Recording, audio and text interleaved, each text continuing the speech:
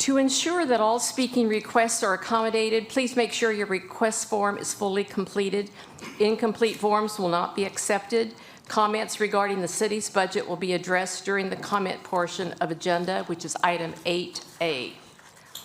So I'd like to call this meeting to order for the council meeting of May 21st, 2024. Madam Clerk, can you please call the roll? Councilmember Aguilera Hernandez. Here. Councilmember Escobedo. Here. Councilmember Cordero. Here. Mayor Pro Tem Soto. Here. And Mayor Patino. Here. The proclamation for National Public Works Week, Councilmember Aguilera Hernandez will be making the presentation.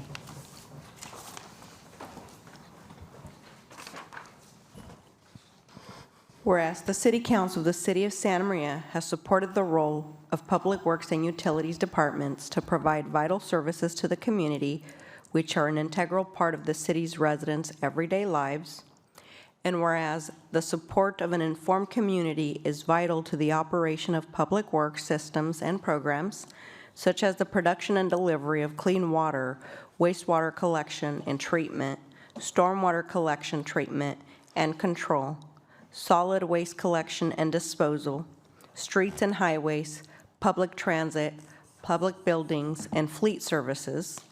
And whereas the health, safety, and comfort of the community greatly depends on these facilities and services, and whereas the quality and effectiveness of these services and facilities, as well as their planning, design, and construction, are vitally dependent upon the efforts and skills of public works officials, and whereas the efficiency of the qualified and dedicated personnel who staff the Public Works and Utilities Department is materially influenced by the residents' attitude and understanding of the importance of the work they perform, and now therefore, Alice M. Patino, the Mayor of the City of Santa Maria, hereby recognizes the week of May 19 to 25, 2024 as National Public Works Week in the City of Santa Maria, and calls upon all residents and civic organizations to recognize the contributions public works officials make every day for the better health, safety, and quality of life. In witness whereof, she has hereto set her hand and has caused the seal of the City of Santa Maria to be affixed hereto this 21st day of May, 2024, and Julian Ruiz is here to accept the proclamation.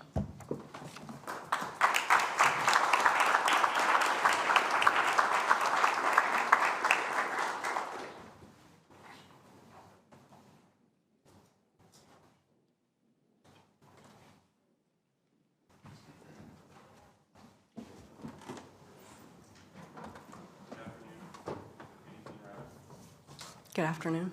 Thank you, Julian, for being here. Julian's our asphalt supervisor, recently promoted within the city.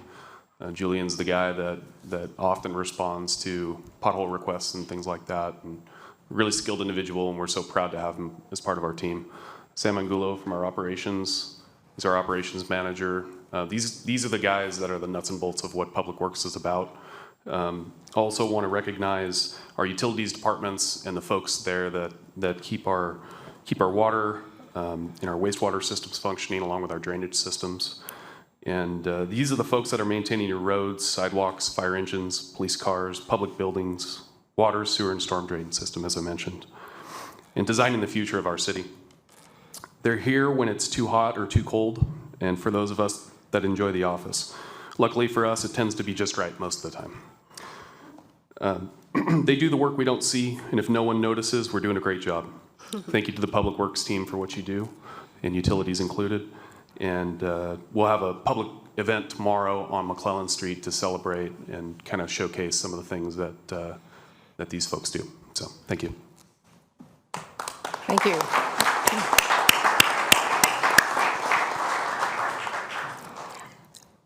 Next on the agenda is the pavement management update, presentation by the Director of Public Works, Brett Fulgoni.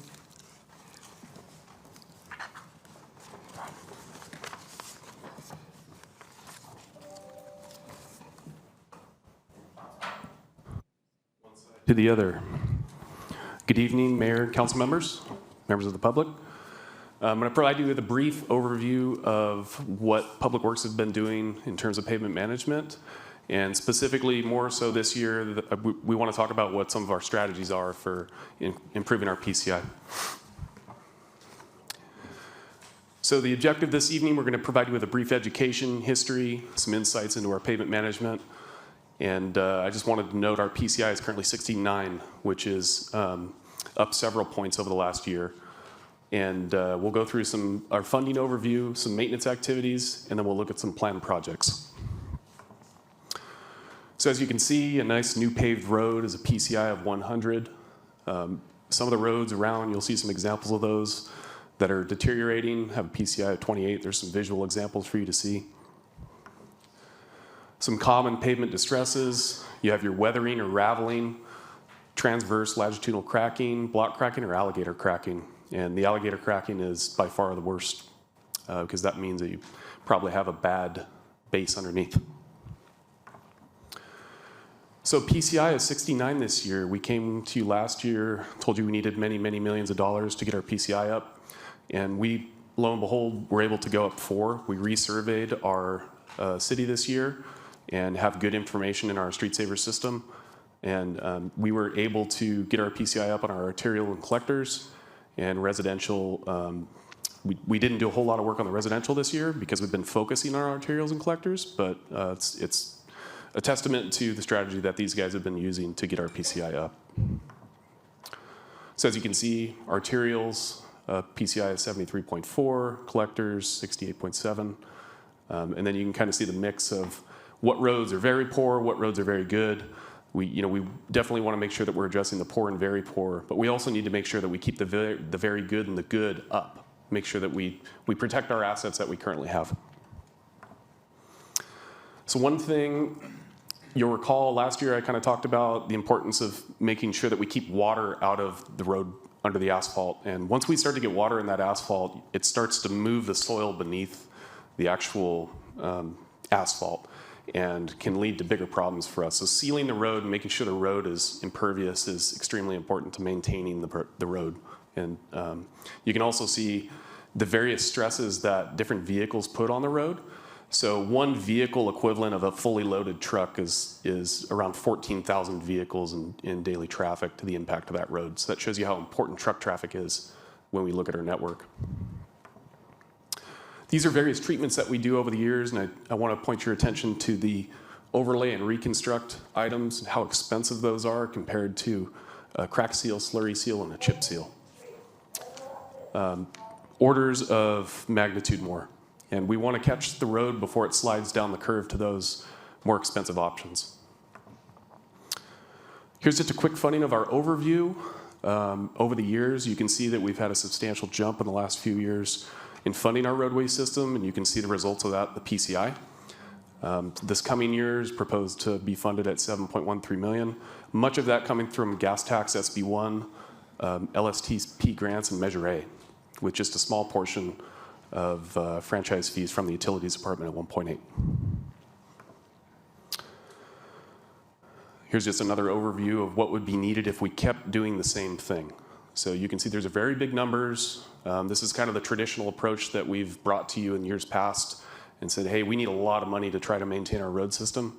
I'm not saying that we don't, but I want to show you some strategies that we're using because we know that the city's not prepared to provide this sort of money to maintain our network. So in the past, when we would do an overlay, we'd go edge to edge. We'd make sure we get a nice black brand new road. It looks great, everybody loves it. But what we started to look at was how can we get the experience of the roadway up, but not necessarily spending all of the money that we have on that one segment. So this is an approach we took on Sway, where we've paved the travel lanes. We'll follow this up with a chip seal this coming year. And it really makes for a nice driving experience. And you can see we're only paving 24 foot of a 60-foot road. Here's on North Railroad. And these roads have been dieted. So they used to be 4-lane roads, but because of the traffic volumes, they've been able to be reduced to 2-lane roads. And the benefit of maintaining the roadway is quite significant. It also slows down drivers and stuff like that. So let's just look at Enos, Broadway to Miller real quick. This is an example of, you've got pretty good condition on the bike lane, the parking lane, and in the median, and then your travel lane is terrible, so we try to focus on that.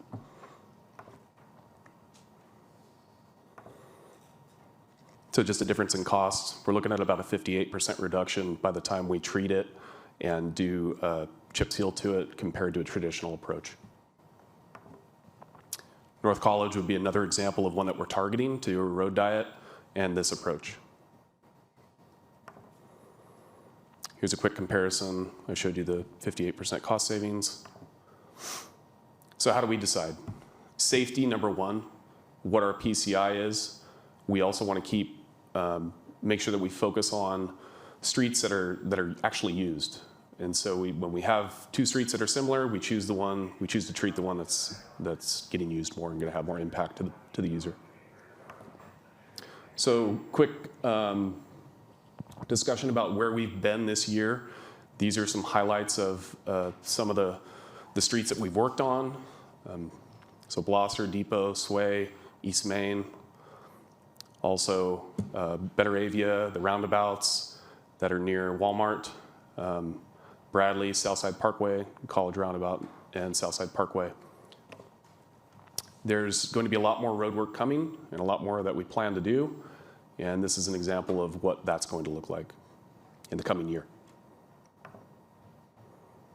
So there's a lot of roads on there.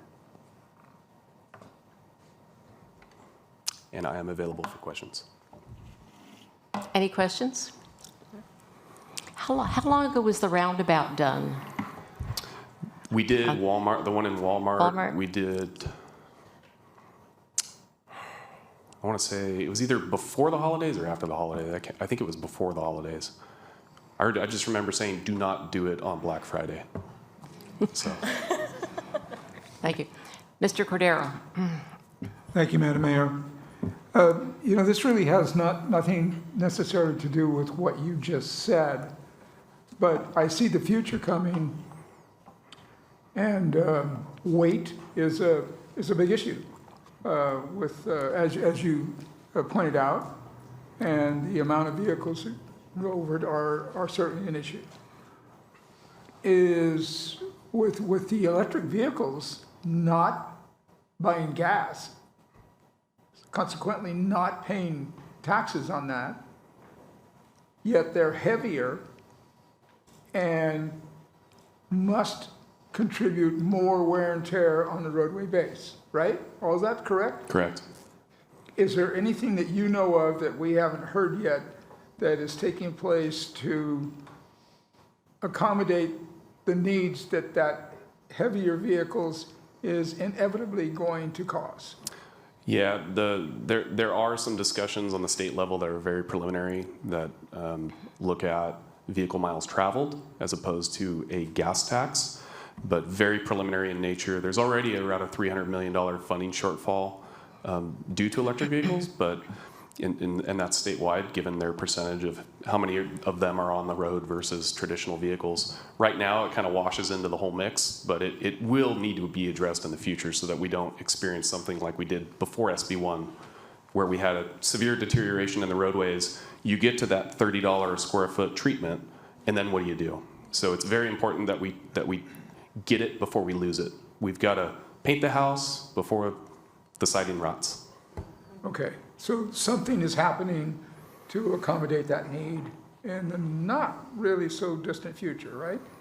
Is that what you're I saying? can't speak for the state legislature, but I did hear of that's being thrown around. I don't know whether or not it'll actually happen, but I have followed it, yeah. Okay, thank you very much. I can assure you, Mr. Cordero, Sacramento will figure out some way to fill their coffers, so not to worry. Mr. Escobedo. I should have thought of that, thank you. Thank you, Madam Mayor. Can we go back 2 slides? It's where the future.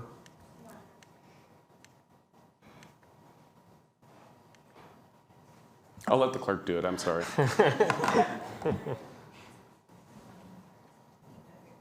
Which slide would you like to discuss? The last one before the last one, like at the end, by the end. It was when the upcoming projects.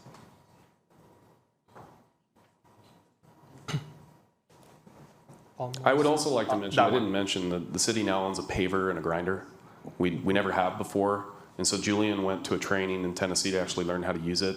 And we're going to be self-paving some of our roads this year, our local roadways. And the contractors will continue to focus on the arterials and collectors. So we'll have even better production than we've had in the past for the same dollar. So, but please, I'm sorry. Thank you. No, yeah, I'm glad to see the Worcester Street is being taken into the Yeah, we upcoming. know it's an issue. We also know we have East Main, and we also know that Mahoney's an issue too. But we have to make decisions on where to prioritize. And in regards Donovan on the west side, that area. I mean, you share a little bit of what's potentially coming to that. There's a walking cross that will be you guys be working out. I don't know if you would like to share. I think it's a.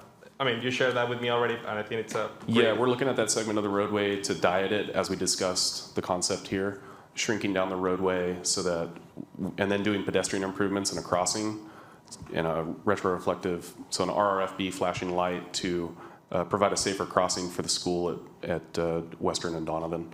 So hopefully that improves the safety there at that intersection.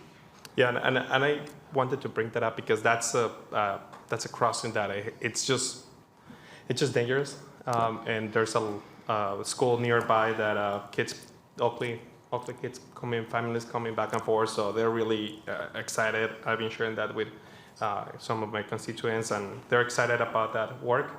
So just wanted to emphasize the great work that you guys been putting. I've been working really close with you guys, and we've been having a lot of meetings. You receive a lot of emails and calls from me, so I just want to say that I know that resources are limited, but you guys put a lot of good work. So looking forward to. I know it's a big issue, a big item, roads, because everybody use them, and we receive a lot of complaints about that. So thank you for putting a lot of hard work on that one. Thank you.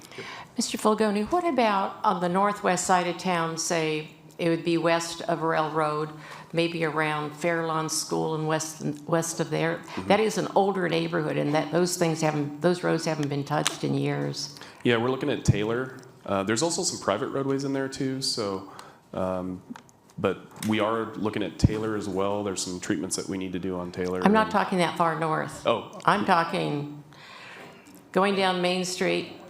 Yeah. Like Ben maybe Wiley. 1 or 2 blocks, 3 Ben blocks Wiley? north of Main Yeah. Street. Yes. So Ben Wiley, Western.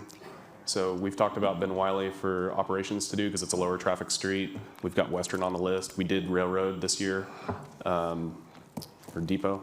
Sorry, Depot Railroad. Depot, right. Depot. Thank Yeah. you. And we know that we have issues in that part of town, and those are on the lower scale of what Right. you see here. But they probably haven't been touched in maybe 40 years Plus, yeah. or plus, yeah. Okay. And those wouldn't necessarily be reflected here because we're considering some of those as maintenance activities Okay. that operations is going to be doing, and this is contracted activities. Okay. Thank you. Mr. Escobedo? Yeah, one more thing about Taylor. What plans do you guys have for? You can see we're on Taylor if you come off of Blosser on Taylor, there's some areas where you've got some ruts in the roadway, and we'll be doing a dig out there, and then hopefully we can chip seal it too. We're analyzing the chip seal project right now to make sure that we can cover everything that we've done a dig out on. So, yeah. Awesome. Thank you. Thank you. Thank you very much. The next presentation is for the Santa Maria Community Television to be given by Public Information Manager Mark Vandekamp and the Public Education and Government Production Manager Joe Payne.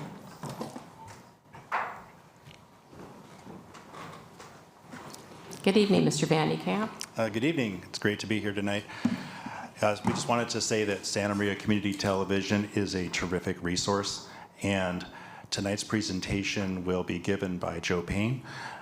We want you to be aware that the televising of this meeting is just a small slice of what we do. So I'm going to introduce Mr. Joe Payne. Thank you. Good evening, Mr. Payne.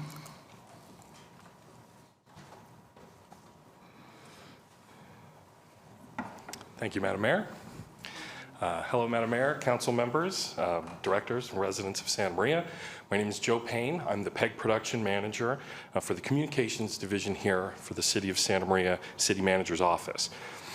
We manage and produce 3 Comcast public cable channels and provide audio-visual production for the city across its 10 departments, including here in Chambers with the live broadcasting of our City Council meetings and Planning Commission meetings on cable and across online platforms. Tonight, I will share what the PEG Division is doing to communicate with city residents 24 hours a day via informative and impactful videos that showcase our staff and accessible programs. PEG stands for Public Education Government and refers to the 3 channels provided to the city by Comcast Cablevision under its state video franchise agreement.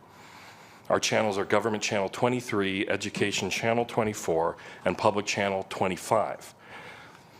Public Channel 25 is the access channel for city residents to sign up as producers and share their own shows and content. Our PEG studio closed in 2019, and since then we continue offering membership to community producers at no cost. We do offer camera and studio equipment such as lighting and backdrops for producers to check out and use temporarily for production of Channel 25 content. And I hope it pleases the mayor and the council to know that our membership has remained stable with more than 20 community producers, with most providing updates and new episodes of their series regularly.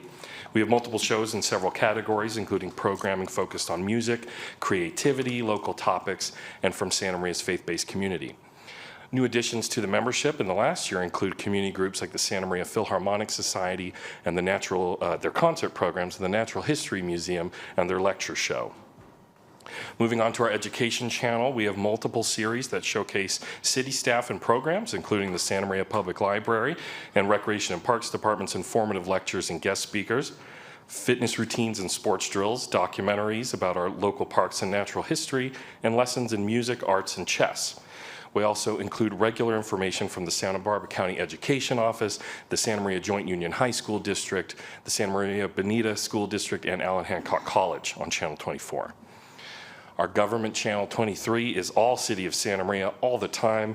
That's where we're broadcasting the meeting live now, and where we also broadcast Planning Commission meetings live and replay our meetings. We also have several series that highlight our programs and staff in action, and a long loop of public service announcements, including community information and alerts from all of our city departments. This channel is where we feature the State of the City address each day, as well as our news-style show, Santa Maria Today, which highlights city staff in action through programs, announcements, and events coverage.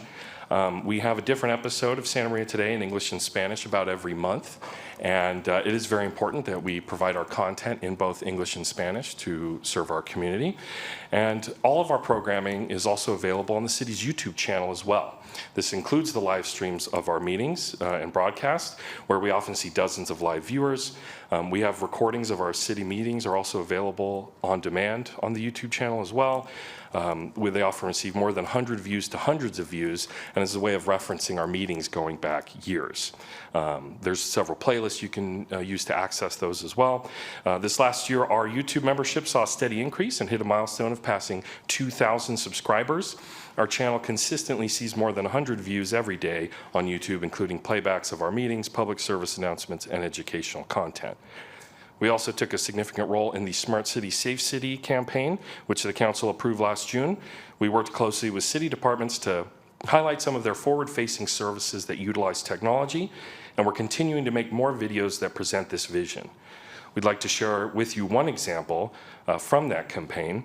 This is a minute-long video that introduces Smart City, Safe City. And I'm hoping it plays without a hitch. Here we go. The City of Santa Maria's Smart City, Safe City vision provides fast and easy access to reliable services to meet the needs of our growing city. Smart City, Safe City improves your quality of life with a focus on safety, health, technology, and sustainability. It provides easy-to-access services, rapid emergency and safety response, and a more connected living experience. Think streamlined and green transportation, public internet access, more parks, updated traffic and bike lanes, and diverse community projects. Public safety text alerts, pavement condition monitoring, and online access to bill pay and program signups. All these enrich your quality of life, give you peace of mind, and save you time and money. Smart City Safe City is how your city ensures a bright future for your family and for generations to come. The possibilities are infinite, and they all come back to our community, to Santa Maria. So, as you can see, the PEG division is constantly recording footage and creating new videos, either through scripted PSAs, arranged with our department staff, reading lines on camera, or sometimes through a more passive approach, we go out and film our staff on the job. And we also go to events hosted by our departments and throughout the community to record them. This Smart City, Safe City content, like Santa Maria Today, plays multiple times a day on the city's channels, which you can view online as well at cityofsantamaria.org/TV. That's right, you don't have to have a cable subscription to watch Santa Maria Community Television. It's accessible at cityofsantamaria.org/TV. An important part of what we do here is provide transparency for our city government by broadcasting our city council meetings and on multiple platforms, and now our meetings are more accessible than ever. Madam Mayor, Council, I'm pleased to emphasize a new feature for our public meetings broadcast, and that's closed captioning in English and Spanish, available live during the meetings and during playbacks.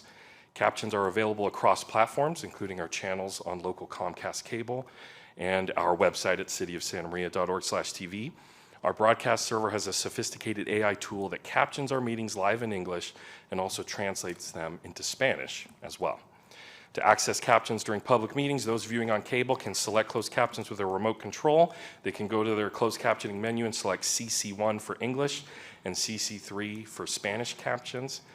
So this is a great way that we provide accessibility for folks who have hearing loss or folks who English is not their first language, our Spanish-speaking community in town. And lastly, I would like to update the public, as I know Madam Mayor and the Council are well aware, that we have had an update of the equipment here in the City Council chambers in the last year.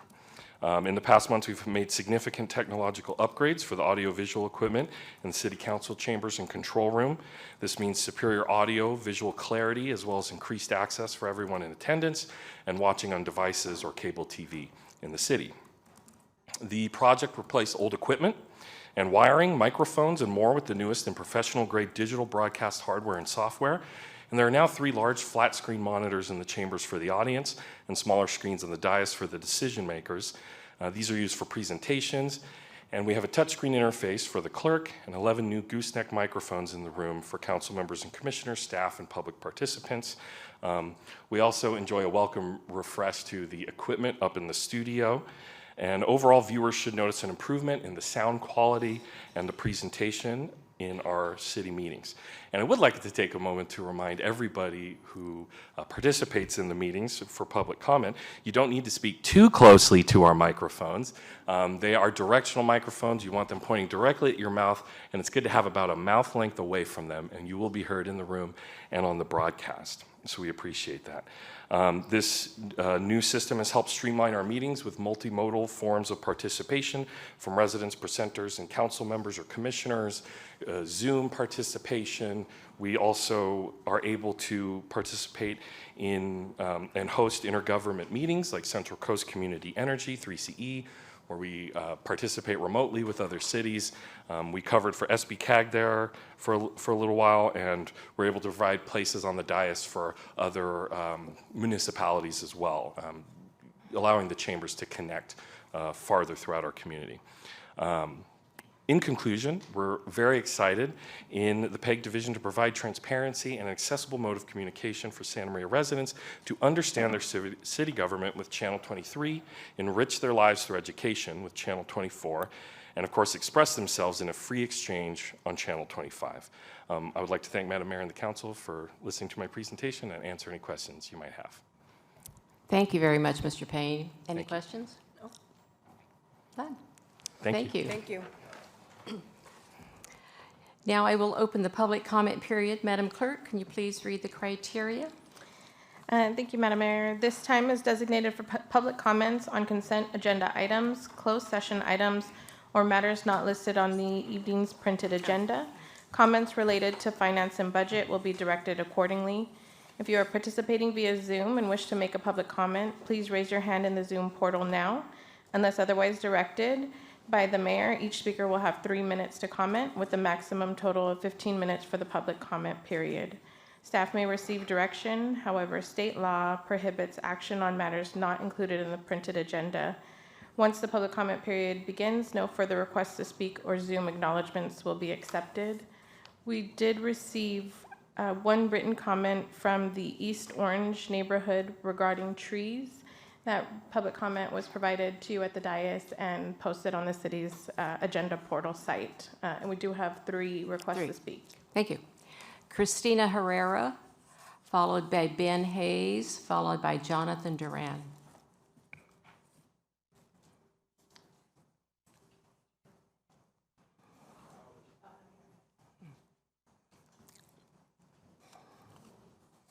Good evening, Hello. Mrs. Herrera. Hi, nice to be here. Nice to see you, Alice, and council members. I'm here because there is a new apartment complex called the Centennial Gardens on Battles Road. And it is a new apartment complex, and they have told myself and other families to give their 30 days notice because the apartment was ready. But now they're saying it's been almost 2 months now where we cannot move into our apartment because the city is withholding the apartments. And they're not giving us any information on why. I'm not sure if they themselves know themselves what the holdup or what the delay is. So what I'm requesting is that the city give them information to tell these residents what is going on, because I feel like it is our right to know, because it's our living, on what's happening. Thankfully for myself, I have a loving family who's able to house me and my husband and my 2 children. We are staying in 1 room for now, but I'm thinking about the other people who may not have a loving family who is waiting for the opening of its doors. So we've been patient, we're trusting in God's timing, but I also believe that we would like answers on what's going on, especially because we put our security deposit, our first month's rent, and we have our stuff in storage, and so we just want some answers. So that's why I'm here today, is just to seek those answers and ask that the city would release those answers to the property management so they can let us know. Thank you. And if I, and I'm not sure, I think I know what it is, but it's not the city, it's another agency. Am I right, Mr. Wu, on that? Yeah, anyway, Mr. Wu, if you would contact Ms. Herrera and then you can let her know. Oh, I'm sorry. Mr. Wu, you are no longer at Community Development. Miss Edie, I'm sorry. Miss Edie can handle that for you. Thank you very much. Thank you. Ben Hayes, followed by Jonathan Duran. All right, 3 minutes, I guess, right? Sure. All How are right. you tonight, Mr. Hayes? I'm doing excellent. Good. So I'm Ben Hayes, the current news director for KUHL Radio. As many of you know, last Wednesday, the employees at the radio station that I work for were notified that the station would be shutting down. KUHL has been around since 1947. It has, I think originally it was KCOY Radio for many years, and then eventually I think Mr. Jim Ranger came along and changed it to KUHL Radio. It was at 1400 AM on the dial, and then moved to 1440, I think about 1960.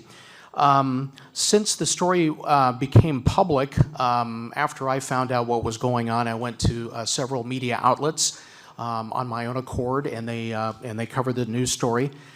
Since it went public, several people have actually come forward offering to provide some assistance. There are some issues going on with our building being sold, which means that we would have to find another location for the radio station. There are some changes with the transmitter property as well that are coming up in about a month. All of this has been very overwhelming for our current owner, Sandra Knight, who took over following the passing of her husband, Sean Knight, which was unexpected. She actually works for a local school district here on the Central Coast. She's already got a full-time job, so she is very overwhelmed with what's going on and has been trying to find a buyer for probably over a year. has been unable to find a buyer. And so at this point, we don't have a date for actually shutting down KUHL, but several people, as I mentioned, have come forward offering to provide some assistance. We're hoping through those conversations that something can be done to keep KUHL on the radio and, keep it broadcasting. So I don't have any updated information on if that's going to be taking place. In the meantime, I've been doing news at KUHL since 1992. We actually started at that particular point. We did not have the internet, so everything had to, we had to make phone calls and get a hold of people. And I think I remember interviewing George Hobbs many years ago as mayor, when he was mayor here. So for me, I may be moving the morning show to another radio station. So I want to see what happens with KUHL first. The hope is that KUHL remains on the air, and then I can stay there maybe for another 33 years. I don't know. So that's what's going on. The employees, I've got about 30 seconds here. The employees that currently work at the station, some are going to be retiring. They're interested to see what's happening with KUHL Radio as well. I'm going to try to keep everybody updated probably on Facebook, but I do want to thank everybody for their text messages, phone calls, and all the words of support that I've received. Thank you so much. Thank you, Mr. Hayes. You do such a great job for the city of Santa Maria. We certainly appreciate it. Okay.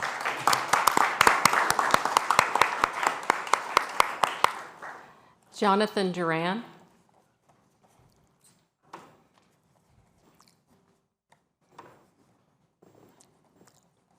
Good evening. Hello. Good evening, everyone.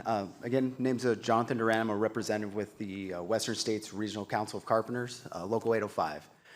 First and foremost, I'd just like to welcome and actually invite you guys over to our new facility right there off of Presker. Again, being a part of the community, having opportunities for people to join the trades. For ourselves, it's like I said, for us, it's us in the carpentry.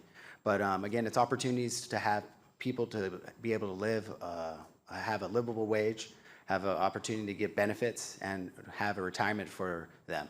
One of the things that we're doing within the county and then here in Santa Maria is we're actually partnered up with the high school district over at Mark Richardson's CTE building, and we're actually having our curriculum there.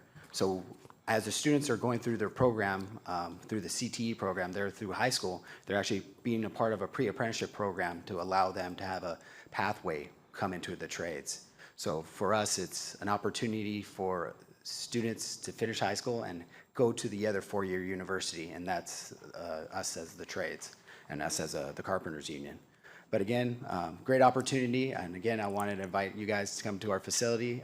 We do have our informational meeting every third Thursday of the month, and then it starts at 6 p.m., but usually everyone starts showing up around 5, and then we also, this past, last week, we actually had about 10 to 12 new applicants come in to try to join and just show them the pathway.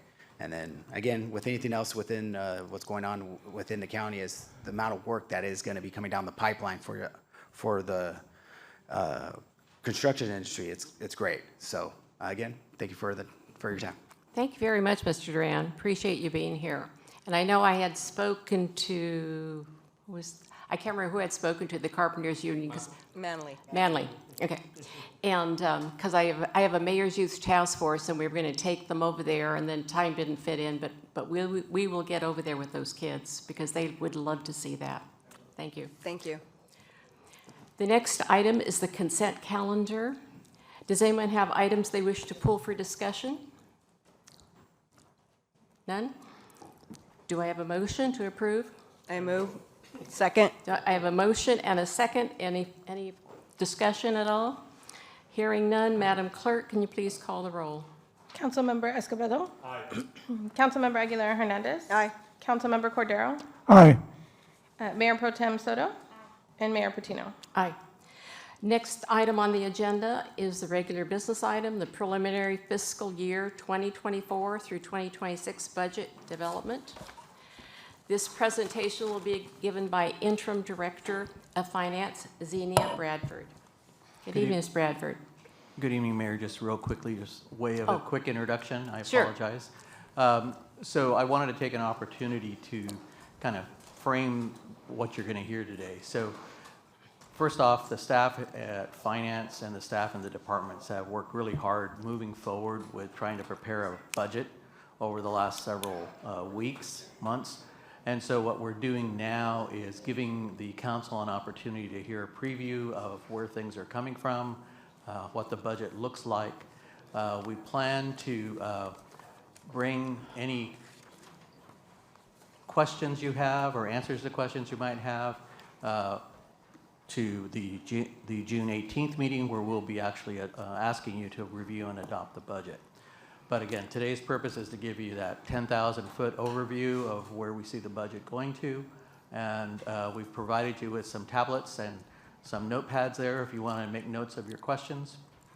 And at the end of the presentation, we'll have public comment that's related to anything financial wise and the budget. So thank you. Okay, so I'm going to call on different departments, and will the different department heads be speaking or not, or just Ms. Bradford? Ms. Bradford will speak, and then at the conclusion of her presentation, the last segment would be for the department directors to have an opportunity to walk you through their goals. Okay, so what I want to do is, if you have any questions, rather than interrupting the presentation, if you would just write those questions down, and then we will have a question period. Okay? Okay, Ms. Bradford? Thank you, Mayor and Council. If we can get the presentation going. Uh-oh.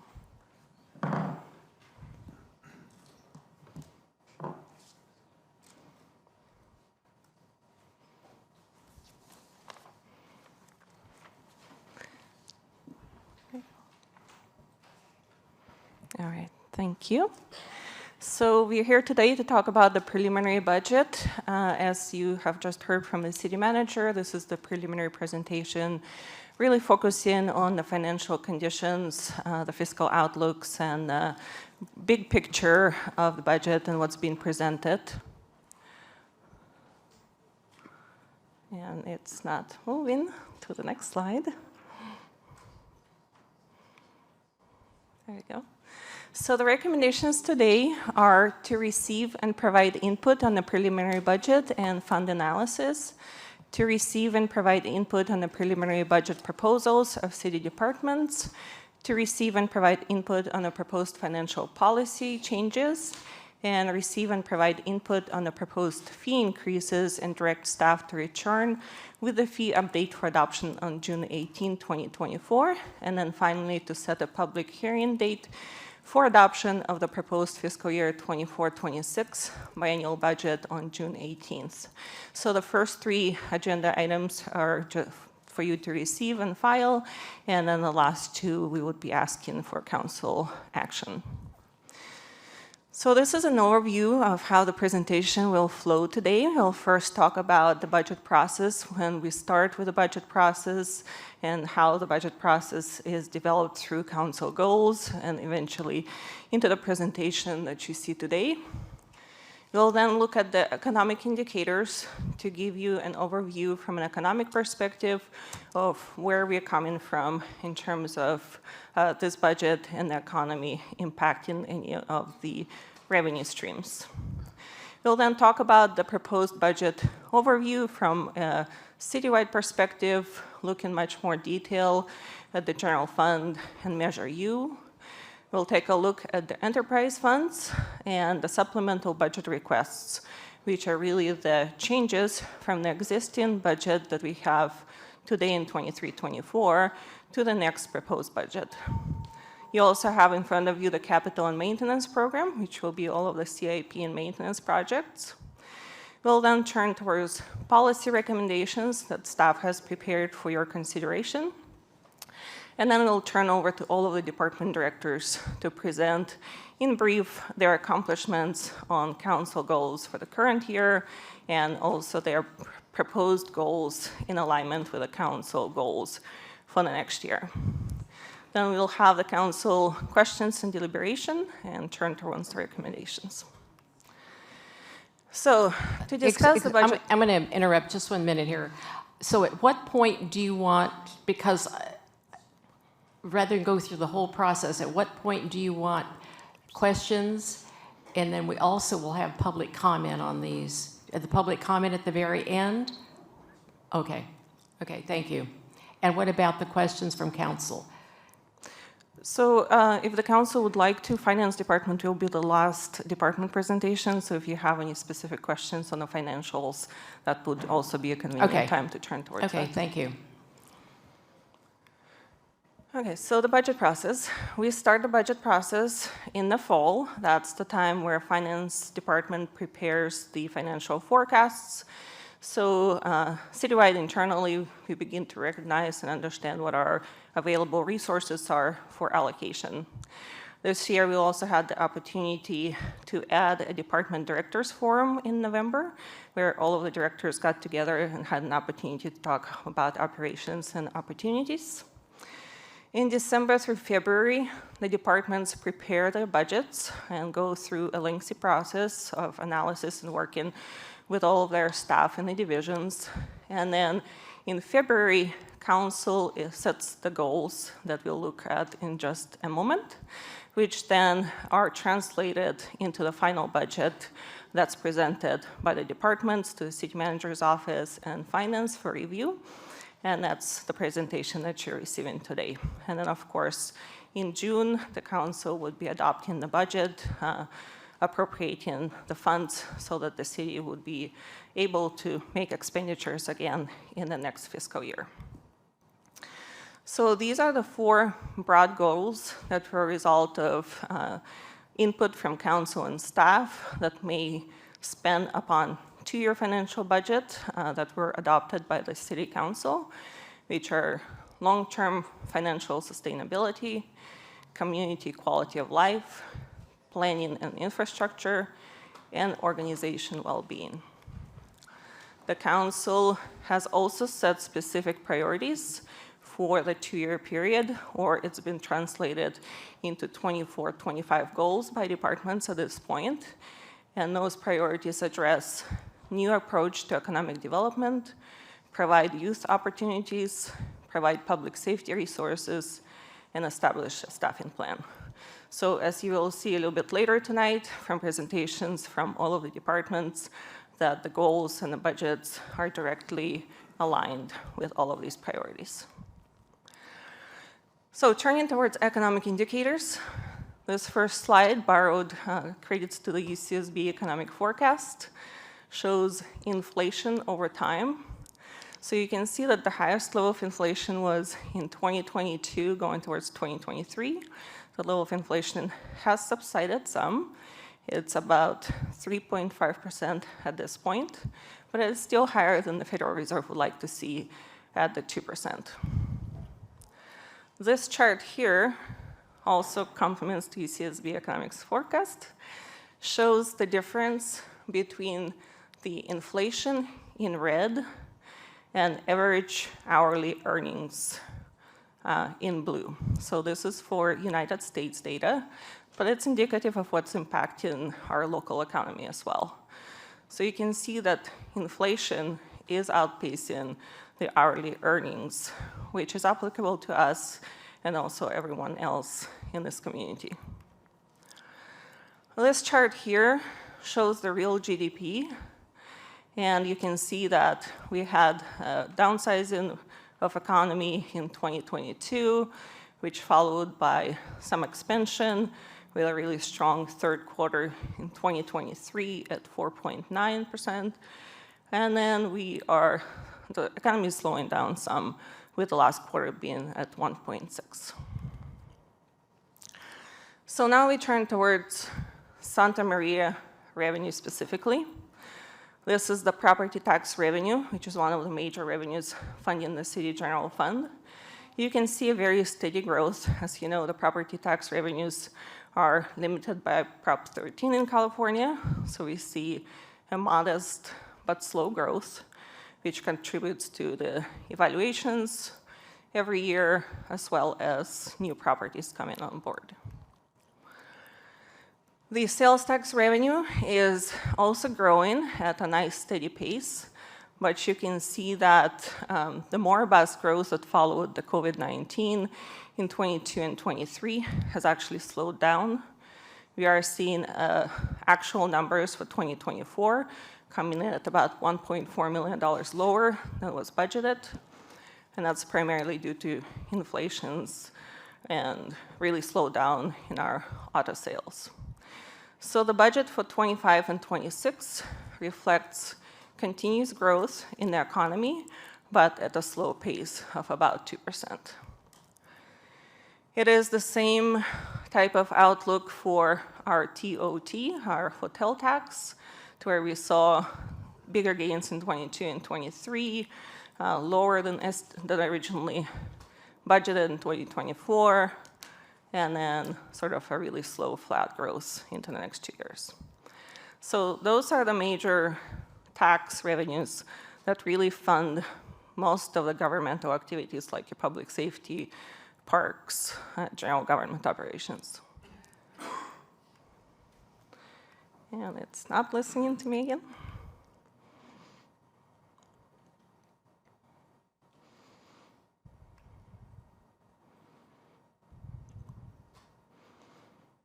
Okay. So now we'll take a look at the citywide financials.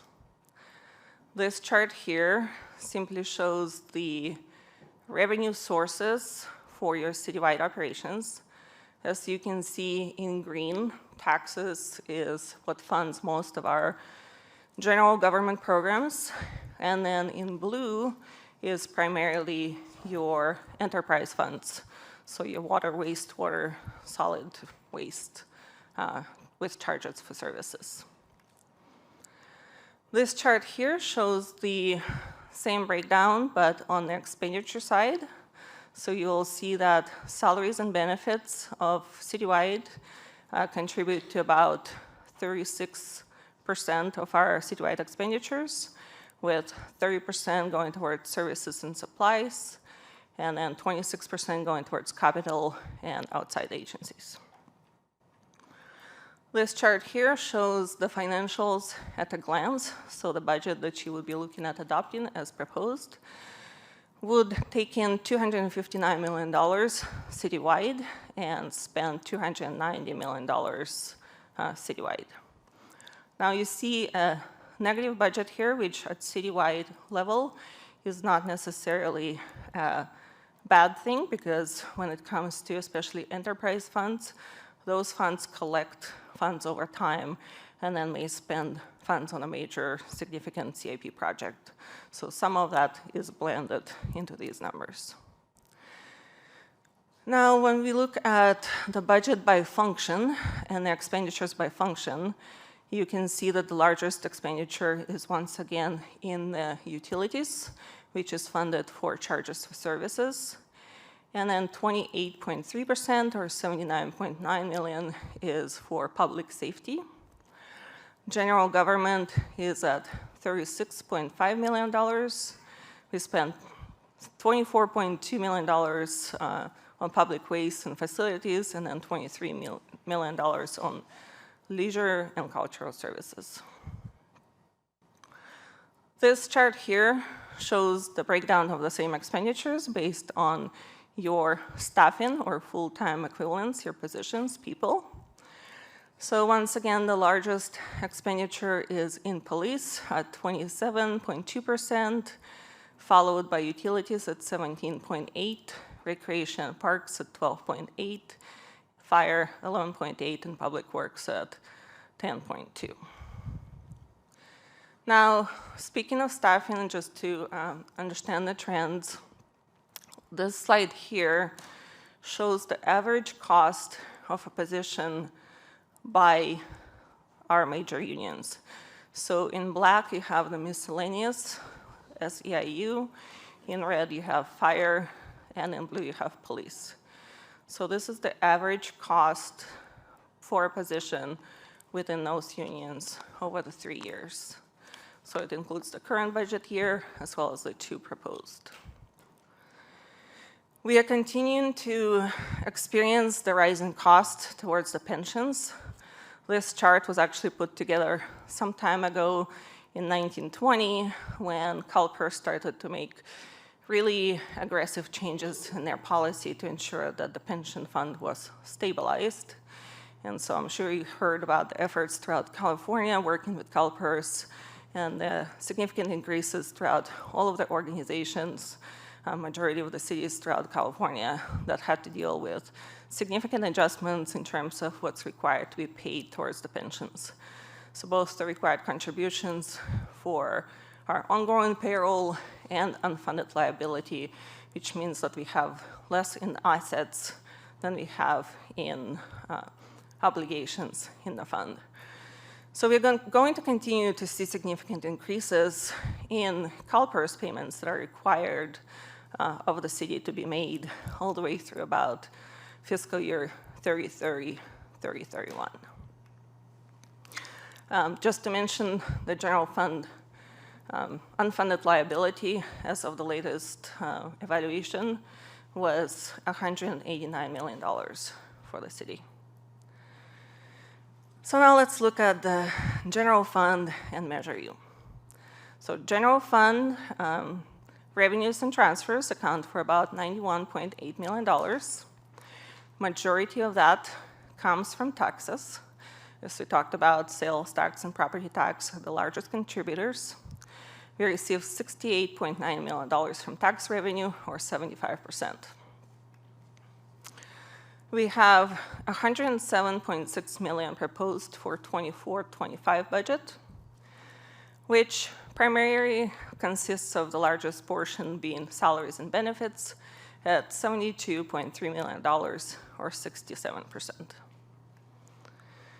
This chart here shows the revenue versus the expenditure over time. We have data here shown since 2013-14 through the proposed budget. And you can see that revenue being the green and expenditures being the blue, where most of the time, except for there was a short period of time in 2016 through 2018, where expenditures had exceeded the revenues. Since then, we have primarily experienced a time where revenues did exceed the expenditures. These are actuals. And the large increase in revenue that you see in 21-22 is contribution of the ARPA, so the COVID funds from the feds. As you can see in 23-24, the trend inverses, and we see expenditures begin to exceed our revenues. And that's primarily due to the fact that our revenues are just not growing at the same pace as our expenditures. So the raises that were received through negotiations and other council approvals, addition of positions, are significantly exceeding the revenue levels that can accommodate them. This chart here shows general fund revenues of budget to actual. So you will see sort of the light blue shading being the actuals and the line being the budget. And so it's a similar trend. You will see that in 21-22, it was really the ARPA where revenues were significantly larger than the budget. In 22-23, we were almost on target. And we are estimating 23-24 to come in under budget. So we're going to have a shortfall in our revenue, which is primarily due to the sales tax growing at a slower rate. This here shows expenditures versus actual over time. Once again, expenditures in 15-16 seems to be a little bit tighter budget back then, where we were exactly on target, have experienced some savings since then, and in 23-24, we are expecting a lot less savings due to the fact that new positions were approved, as well as the fact that we don't budget for any salary and benefits increases that may be awarded through the year via contracts with labor.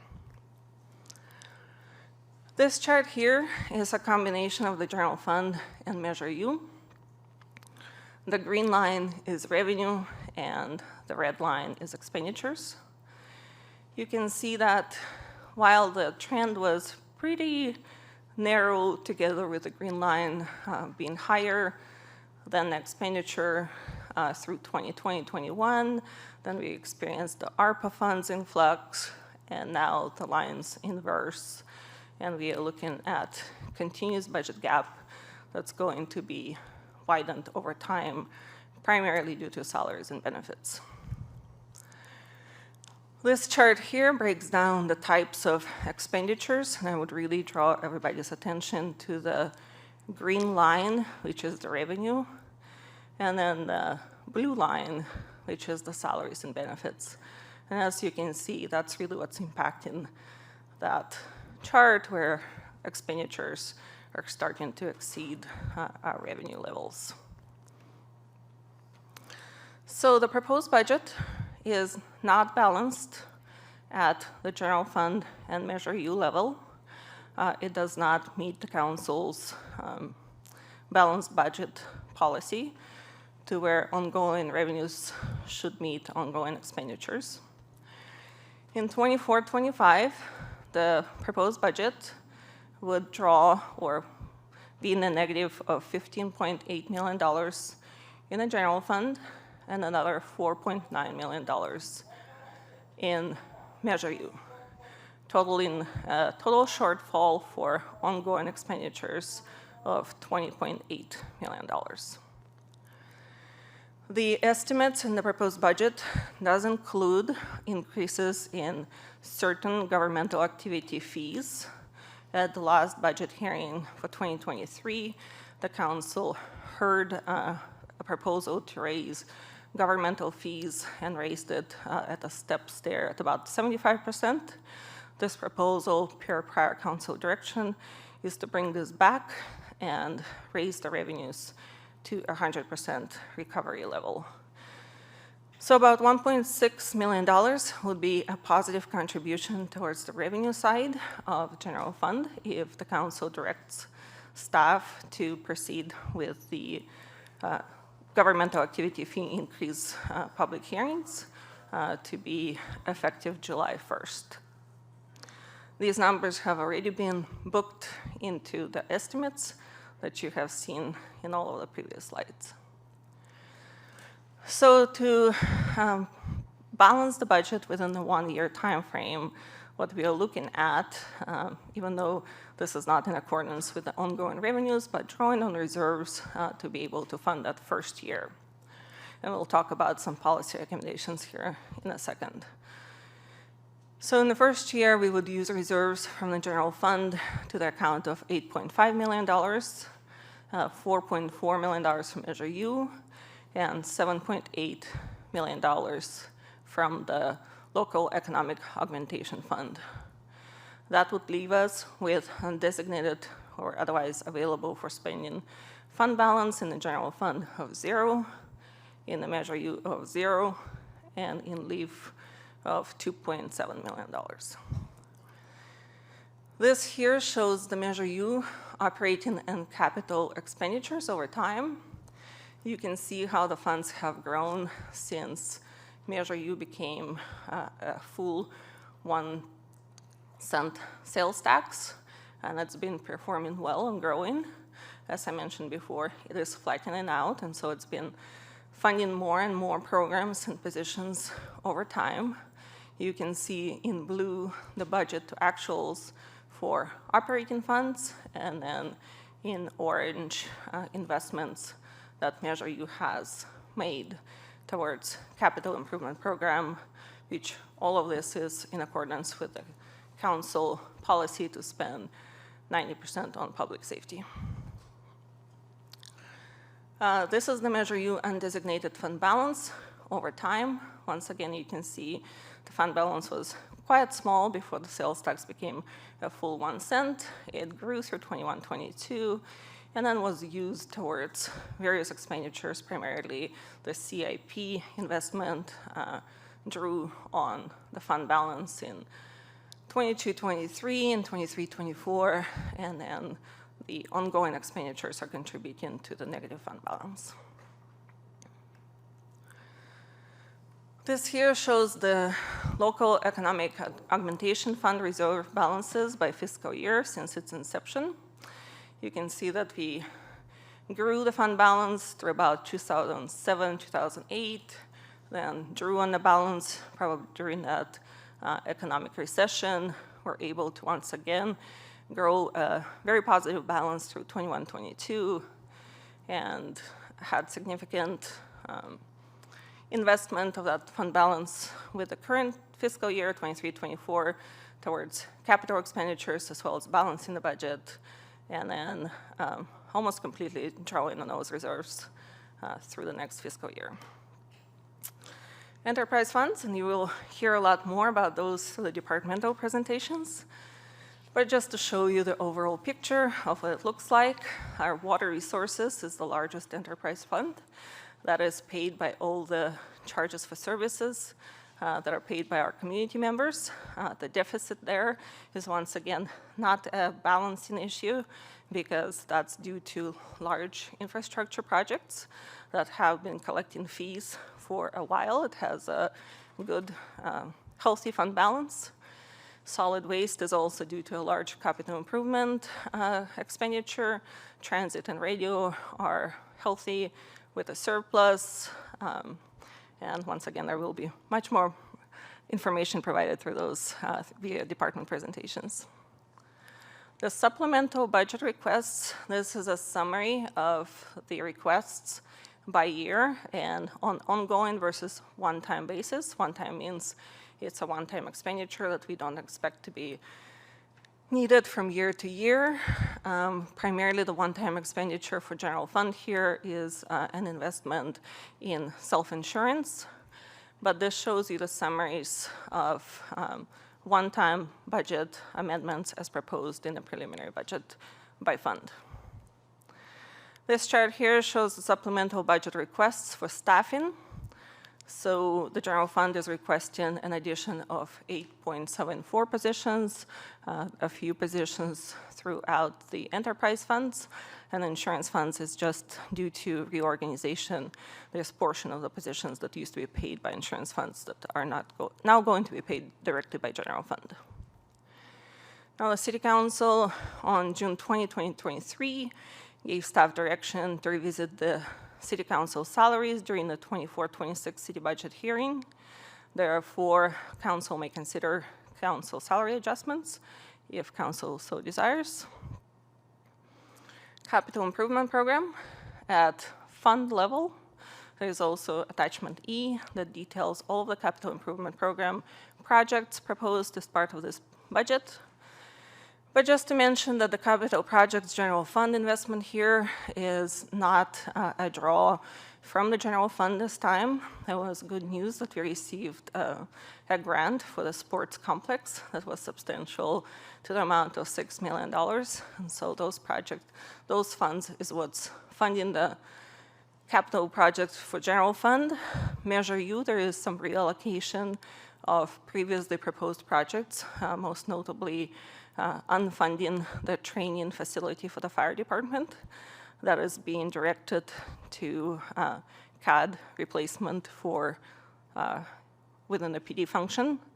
And then the rest of those funds that you see, amounting to a significant amount of $62 million, is a lot of it is in the enterprise funds. So those are specific to the function and the operations of that fund. They can't be reallocated for something else. And they are already paid for by our consumers to be able to invest in that infrastructure. And then other funds such as gas tax, Measure A are all for transportation for that specific purpose. Our growth mitigation, residential development funds are all for growth and development. So those cannot be used for the general fund operations where we're really seeing that structural imbalance. So proposed policy recommendations today, this would be in addition and above of what's already included in your budget. But if we'd like to be strategic and start to begin some of these initiatives, the city proposes to allocate $100,000 for consulting services to start to initiate feasibility study for revenue measures.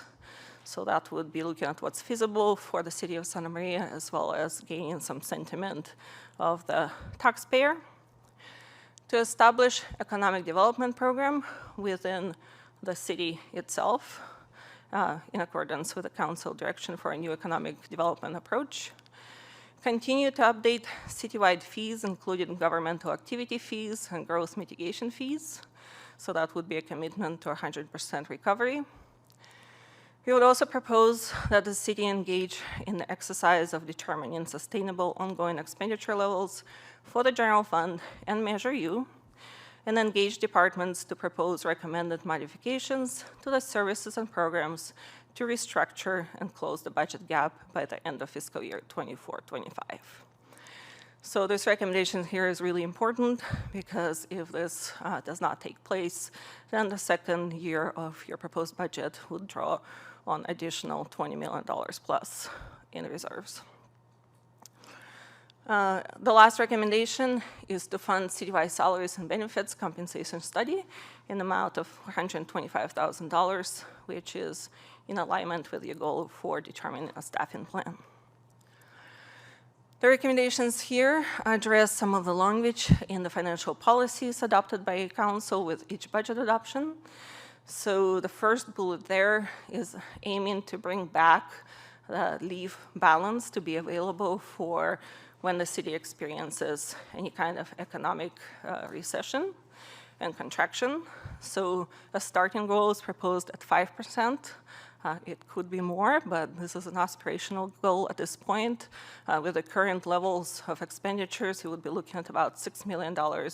And as you know, the fund balance proposed with the 24-25 is going to be only $2.7 million. But 5% would get us a couple of years to be able to not have to reduce expenditures and sort of smooth that effect through about 2 years of moderate economic contraction, and if it was really a big recession, then it would probably be more like 10% that we would be looking at. We also recommend committing to 100% recovery from the fees across all activities, including government activities and development activities. And then also setting reserves for internal insurance funds as some of our properties become uninsurable based on the pool and the market for insurance. So some funds are being diverted towards self-insurance and rising insurance costs. At that point, I would like to turn it over to department presentations. I know utilities is up first. Then we'll come back to questions.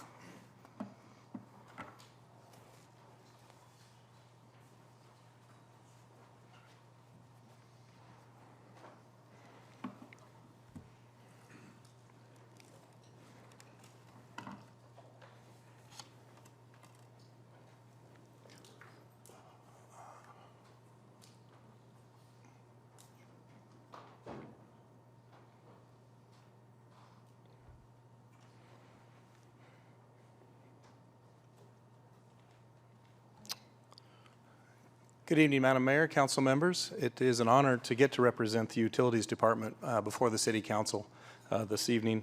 We have a lot of hardworking men and women there, and it's a great opportunity to represent them.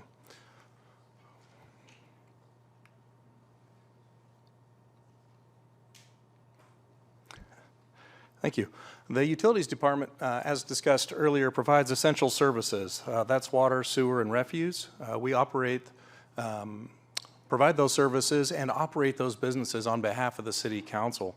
To be clear, there is no general fund revenue used in the enterprise funds for the utilities. It is funding based on rates. As Ms. Bradford mentioned, we are the second largest department based on staffing and the largest department based on budget. We are organized into 3 divisions: the Water Resources Division, the Business Services Division, and the Solid Waste Division. The Solid Waste Division is organized into functional areas. Very small chart to read. But basically, we do provide services in collections, disposal, street sweeping, regulatory compliance, and engineering. Here are some of the highlights. There are approximately 22,000 solid waste accounts that the city provides service to on a weekly basis, and in many cases, multiple times a week. That includes refuse removal, recycling organics, and then we do operate a 7-day-a-week landfill. There are significant capital costs associated with the solid waste division. One of those coming up this year is the transition to weekly organics. As the council knows, we have transitioned to meet the requirements of Senate Bill 1383 for organics diversion, where we are encouraging people to put organic waste in their green bin. Historically, the city's, what was the green bins, now the organic bins, was picked up every other week. That can lead to some unfortunate consequences over a 2-week period. So we are transitioning to once a week. More information will be coming to the public about that over the next coming 6 months. Importantly also, leading to a goal here, a department goal that we have is to initiate the replacement of the Scalehouse software. Interestingly enough, at the Scalehouse, there are approximately 100,000 transactions a year of people going across the scale at the landfill. So it is a pretty significant project for us, and it is a department goal for next fiscal year, and it lines up with the city council priority of organizational well-being. Likewise, we have a department goal of initiating construction of the Cell 1 Phase 2 liner extension. That is to allow us to completely extend the life of the landfill at the Santa Maria landfill to about 10 years from now.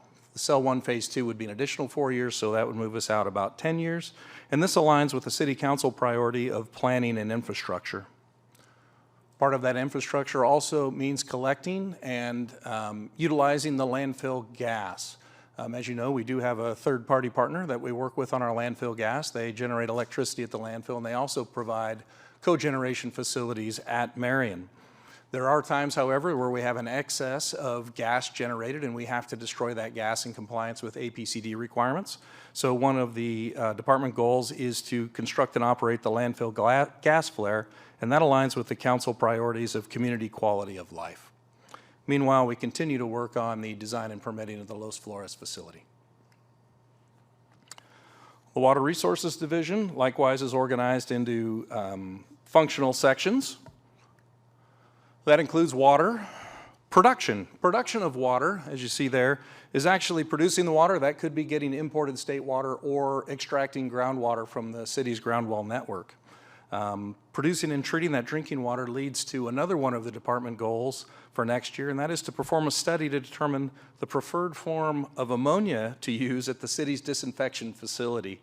We want to look at the cost, the effectiveness, importantly also the safety and redundancy of providing that disinfection product for us. And that aligns with the City Council priority of planning and infrastructure. Along with that, we provide distribution and customer service. In the wastewater side, we provide treatment, collections, both sanitary and stormwater.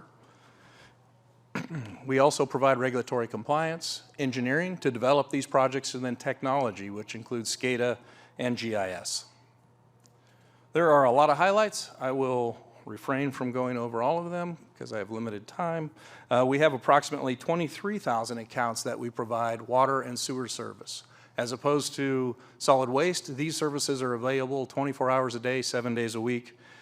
When people turn on the tap, they expect to get water. When they flush the toilet, they expect it to go away. So we do provide those services all day, every day.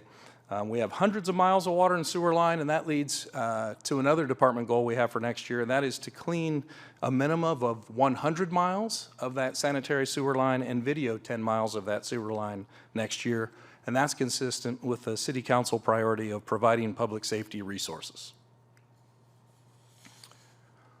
A lot of capital projects in water resources. As Ms. Bradford mentioned, there are significant expenditures budgeted over the next couple of years, significantly in the Water Resources Division. We have a Well 6 intertie, which will increase the water supply for the growing city, construction of a Well 15, which will be an additional water supply. We are looking at a consolidation of the Utilities Department and a corp yard at the landfill site. Our sites are currently distributed in a couple of areas, including the wastewater plant and the landfill. And we also need to update our modeling for the water and sewer, and that is a department goal for us next year as well.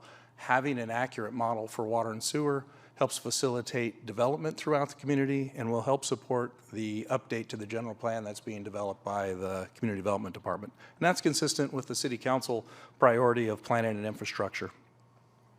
We're also looking at various infrastructure replacements.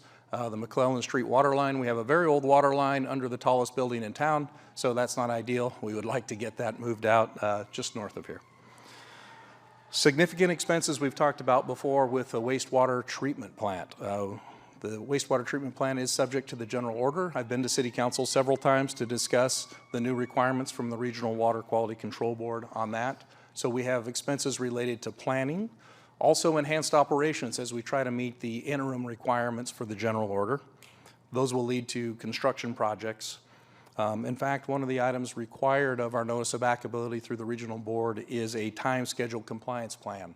It is a plan that we put together for us to select milestones as we are on a pathway to compliance with the regional board at our wastewater plant, and I'll actually be bringing that item to the council next meeting. And that leads to a department goal that's associated with the wastewater plant, and that is to do a capacity analysis of the percolation ponds at the wastewater treatment plant to look at the potential for limitations to flows. As I had previously informed the City Council, the regional board has limited the amount of flow allowed into our wastewater plant based on the NOA. So we want to study that as quickly as possible to evaluate that appropriately, and that's consistent with the City Council priorities for planning and infrastructure. When it rains, it pours, the general order also included new requirements for reporting of our lab work. So it has to be provided to the regional board in a very specific format. We don't currently collect the data in that format, so we need to implement a lab information management system, or a LIMS, to comply with the general order. So we've established that as a goal for the department as well, and that's consistent with the City Council priority for planning and infrastructure. To support the two major operational divisions within the Utilities Department, we also have the Business Services Division, and then it is also organized by function. And those include customer support, department administration, and personnel management. Significantly, as you can imagine, with all the accounts we discussed, we process 16,000 work orders annually, taking care of people who want to add trash service, reduce trash service, new customers, that sort of thing. And that's done with a personnel complement of approximately 125 employees.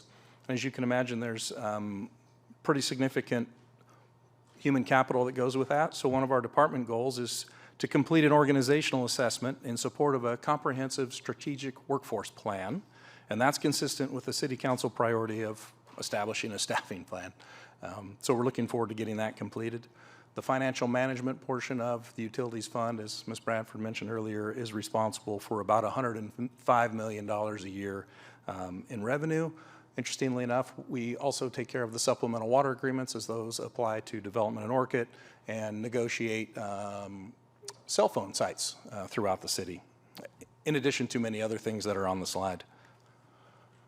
Some of the highlights related to financials, we also process about 5,000 invoices a year. Significant expenditures run through the Utilities Department, manage some grants, and we also do the modeling for the business operations of water, sewer, landfill, and collections. Those are done by rate models, and that gets us to another department goal, which is to initiate a cost of service for the collections fund over the next year, and that's consistent with the council priority of long-term financial sustainability. That brings us to a very small font. Our goals for this year, long story short, at the end of the third quarter, we accomplished 8 out of 10, and I anticipate we'll have 10 out of 10 done by June 30th or the end of this year. The last two slides are the proposed goals that the department has, but I've already discussed those in context of department operations, and I don't have anything further to say on that. With that, I will hand it over to Chief Schneider. Perfect. Thank you.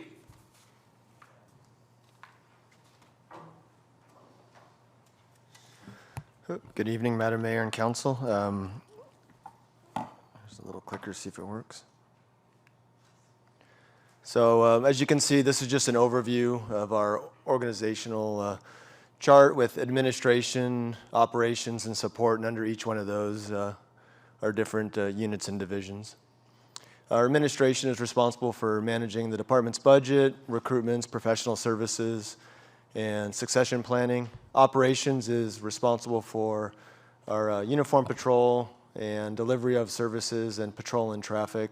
And lastly, our support division, which encompasses the Detective Bureau, Crime Lab, Property and Evidence, Community Service Unit, and our Communications Center. As far as our goals, before I highlight those goals, I just want to acknowledge our police department staff. I can set whatever goals I choose to set, but without them, their willingness to first recognize the importance of those goals and really bringing them to fruition, I wouldn't be able to stand up and kind of tell you about some of our accomplishments. And we had 10 goals that we set for this fiscal year, and we've obtained all 10 of them. And let's go to the next slide, and I have my papers in front of me so I can read them a little bit easier. The first goal was increased outreach throughout the community with a focus on youth expansion, specifically with our Explorer Post School Resource Officer program and our social media campaign. We have an outreach coordinator at the police department that does a great job really providing education and outreach on important topics throughout the year, from traffic safety to human trafficking, crime prevention. And we've also expanded that into our Mixteco speaking population. And a second goal which we've obtained was we developed existing partnerships with our state and local partners. Specifically, we have a detective that works on an FBI task force on human trafficking, specifically ICAC, which is the Internet Crimes Against Children. The FBI comes over to our office and helps us coordinate responses and determine if that's a Santa Maria case or if it's happening in other parts of the country, and they help us with those resources and investigate those crimes. We also have a close partnership with our DA's office. They come to our office once a week and collaborate with our detectives on ongoing cases to make sure that we're gathering all of the right information for successful prosecutions. We have a victim witness coordinator that we work with that works full-time out of our office from the DA's office. And we work closely with ATF, specifically on gun violence, using some of their technologies to really focus on reducing crime, specifically with shootings and homicides. And as we move into our third goal, it was an expansion of a lot of technology, our automated license plate readers, body-worn cameras, online reporting for non-emergency crimes. We have an online method for carry concealed weapon permits, and also a new program for our training program. But specifically, I'd like to highlight our automated license plate readers. We have 131 license plate readers throughout the city. And when you look at our stolen vehicles from 2023 when compared to 2022, we reduced it by 35%, which was 400 less vehicles stolen in the city of Santa Maria.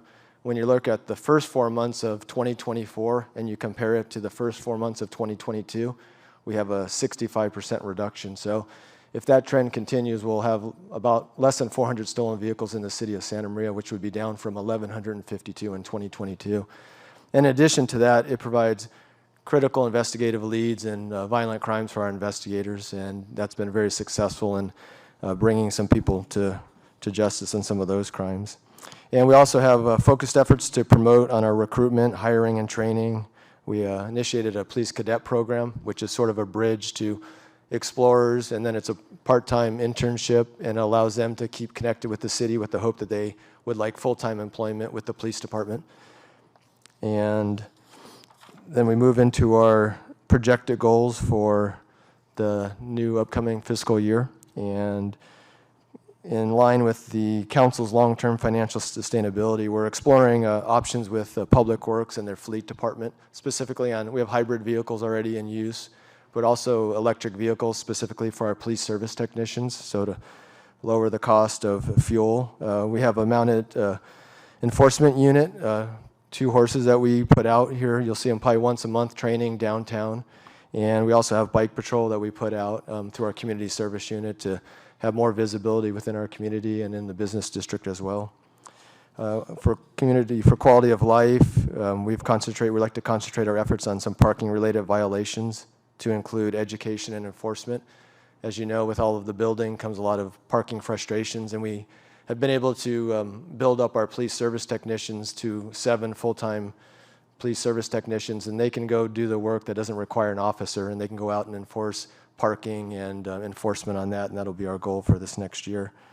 Under planning and infrastructure, we're going to continue to collaborate, develop, and implement department-wide strategic plan. At the end of this calendar year, we'll be finishing our 3-year strategic plan, and then we'll develop our next 1 or 2 year strategic plan for 25 and 26. Organizational well-being, continue to explore opportunities to incorporate a wellness program. We have a wellness program in place currently, but we really want to focus on providing employees not just wellness, but physical opportunities to keep them healthy, better connected, and just have them be successful employees with the city. A new approach to economic development. We have community academies. We have English, Spanish, and Mixteco speaking academies we host. So we're going to go back and reach out to the people who have gone through those courses and have like an alumni and meet with them maybe quarterly or biannually to just keep them informed on topics of interest that they may have that are important to them.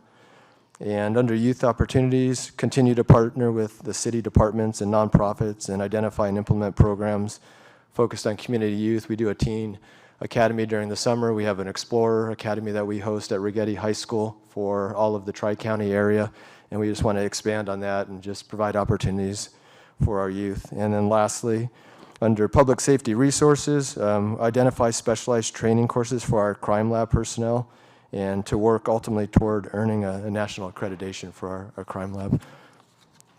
And just 2 more real quick. Under public safety resources, we're going to continue to raise awareness on human trafficking. And like once again, we'll partner with our FBI on reaching those goals.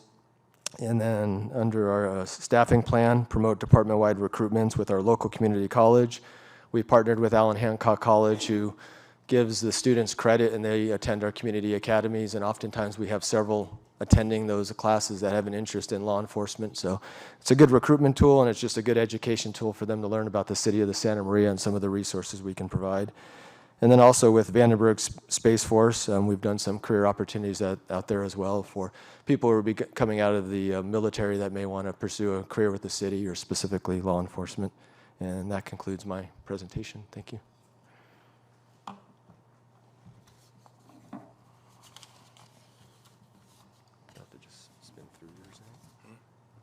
Catch up on you.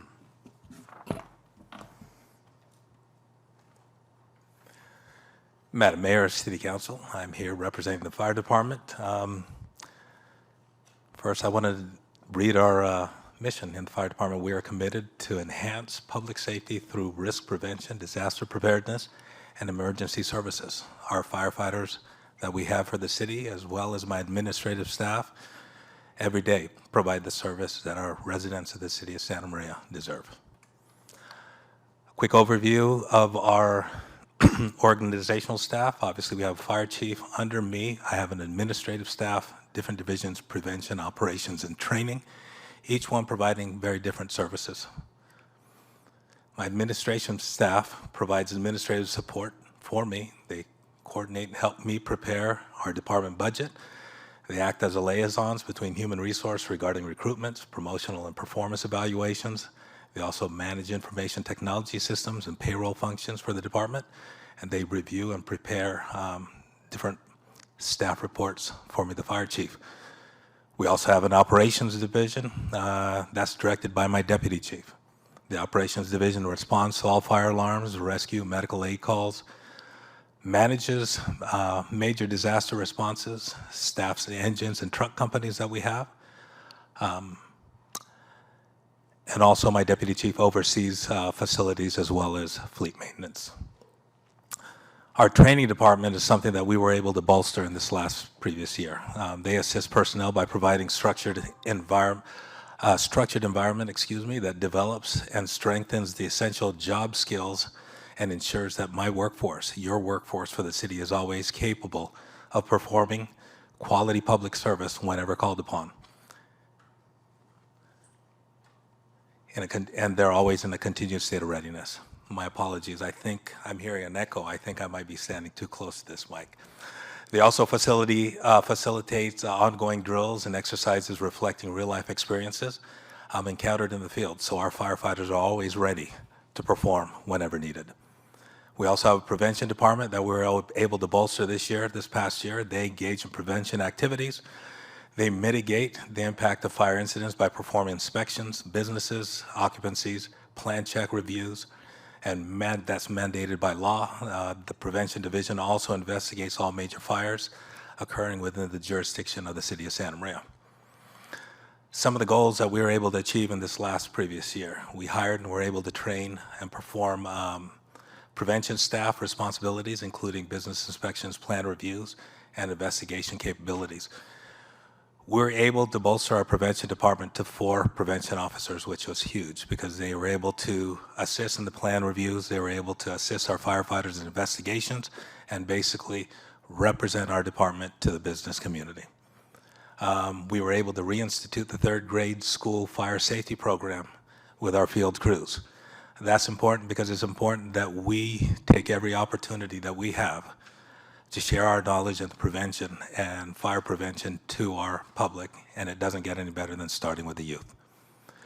We developed and implemented a 1-year training calendar to meet our operational needs and standardize the training for our personnel. As I mentioned before, I was able to bolster my training division with a civilian training coordinator as well as a training captain.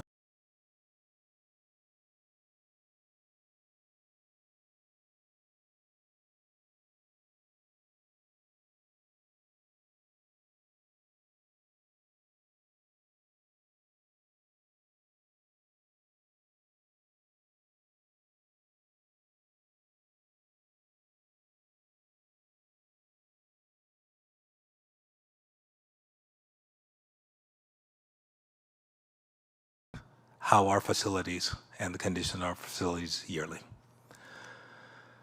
Our proposed goals for the coming year, 24-25, learn and the city council goals, long-term financial sustainability. We were looking at assessing a department impact of the Santa Barbara County ambulance contract, explore options and feasibilities of providing facilities for this ambulance crews. As you know, that contract has been delayed.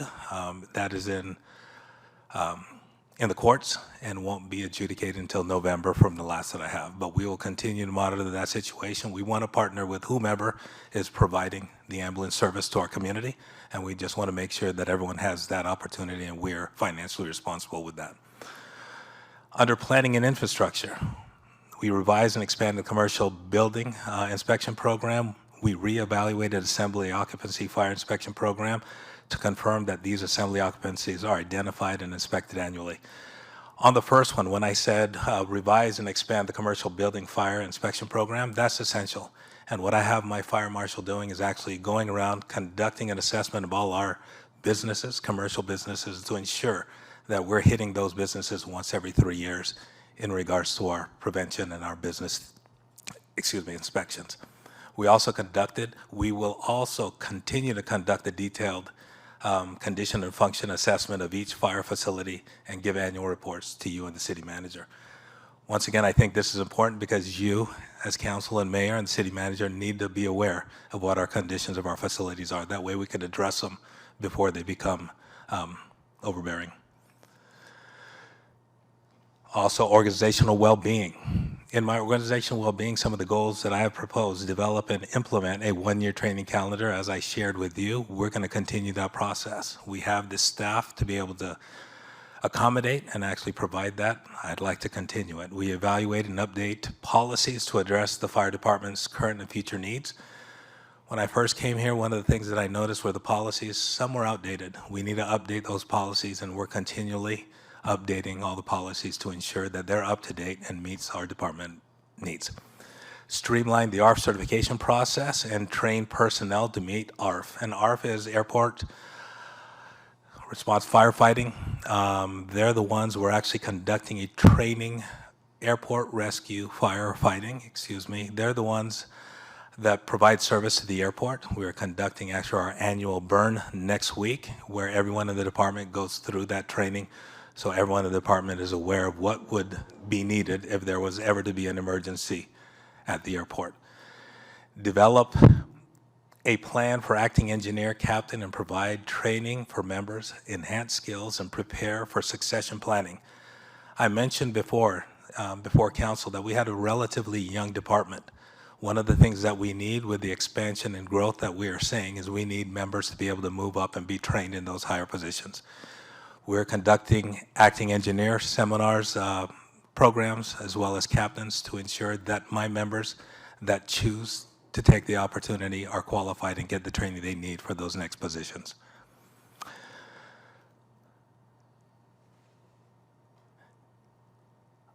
I left one out, my favorite one. That's what I was missing. The third one that you see up there, improve support for mental wellness for the fire service members through the acquisition of a therapy dog.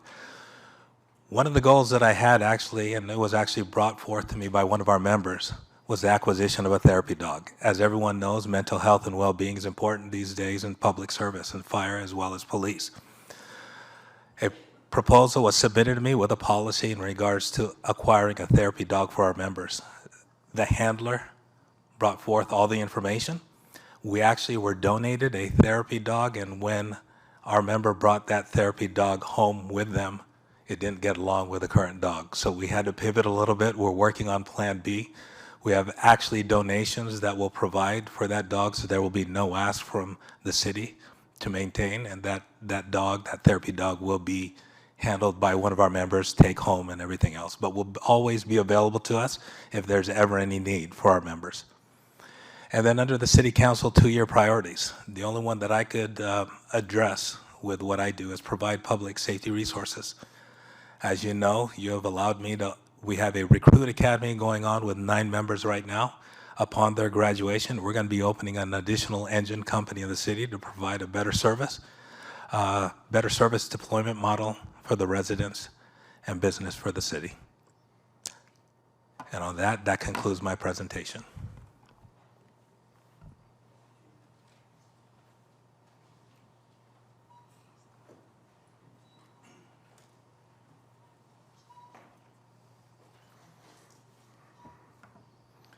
No one told me that I was going to have to follow the therapy dog, so it was. This is also your third time at the podium, so you when I better started, get it I said right. good afternoon, and now I say good evening. Thank you. Next time you'll say good night. Just a quick overview of the Public Works Department and our structure. First of all, it's a pleasure serving the other departments here. It's a large part of what we do is support other departments' missions and help them do what they need to do. So we have engineering, our administration and engineering, development and traffic. We're involved in development all through the city, making sure that all of our roadways and various infrastructure gets built the way we want it built, and capital and construction, building projects on behalf of the other agencies here. Our transit division, having good public transit for the city is extremely important. And our operations division, which manages the maintenance of our streets, sidewalks, and then also we manage city facilities, and then all of the fleet within the city. So again, engineering, development, traffic, I touched on that. Operations, street facilities, fleet, and transit. Status of 23-24 goals. We focused a lot on trying to get a better idea of what we have out there in terms of our assets, and then how to manage those assets in a much more meaningful and better way. So we have a program called Team Dynamics that is going to enable us to manage both our facilities and our sidewalk program, and make sure that we have a better system to manage our overall asset and track it. We're updating city specifications and drawings, albeit in draft form, so that we can make sure that we're following the newest and best standards, so that we're competitive in the market when we go to bid jobs, and we're also building what we want to build based on new information in new science and engineering. Continue to work with regional partners to essentially have better regional transit service. I know G has been working really hard on that. You may have heard about the Route 10 with RTA, and making sure that we're being a regional service provider and being the RT in SMART. So we've been very busy, nearly complete with all of our goals. We've also begun construction on the Battles Path. So, some proposed goals for 24-25. We want to work with SB CAG to make sure that we're better prepared to take advantage of funding opportunities and really enhance Santa Maria's infrastructure. There's huge projects that are coming our way in terms of transportation that are SB CAG related as we transition from South County projects to North County projects. So it's going to be very, very important that we tighten that up. Supporting community and quality of life. We're looking to complete some downtown frontage improvements utilizing Measure A funds to try to enhance quality of life in downtown and get in front of Caltrans and some of the work that they're going to be doing in the coming years on Main Street. Planning and infrastructure, utilizing our new asphalt and equipment grinder in a meaningful way to really address some of the things that we talked about earlier this evening. And then organization and well-being, establishing a fleet club, if you will, to make sure that we're all in the Central Coast, that we're on the leading edge of anything that's fleet related, and make sure that we're getting the best information out there to our departments. New approach to economic development a comprehensive fleet replacement plan, establishing annual electric vehicles, and then fostering strong engagement for an inclusive public transit system. There's going to be a lot of changes this coming year, as you saw in the transit presentation. There's some very exciting things to come. We want our youth to be able to provide or to use our transit system in a meaningful way to support their success. And then we talked about computerized management maintenance system, some that we've used in the past, and we're looking to roll that out into some other sections within our department, and then fully fulfill recruitments to become a fully staffed organization. Some capital projects that are capital or public works initiatives, not to say nothing of the other capital projects that we do for the other departments.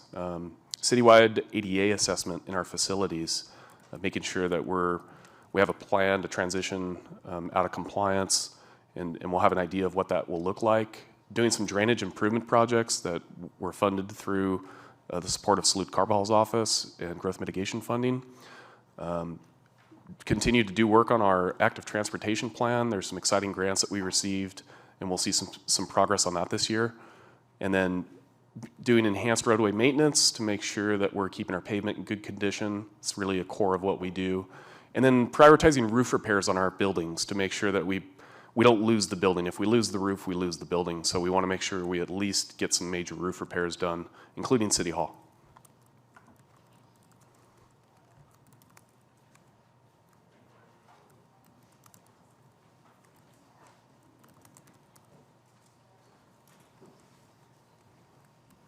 Hello, Madam Mayor and City Councilors.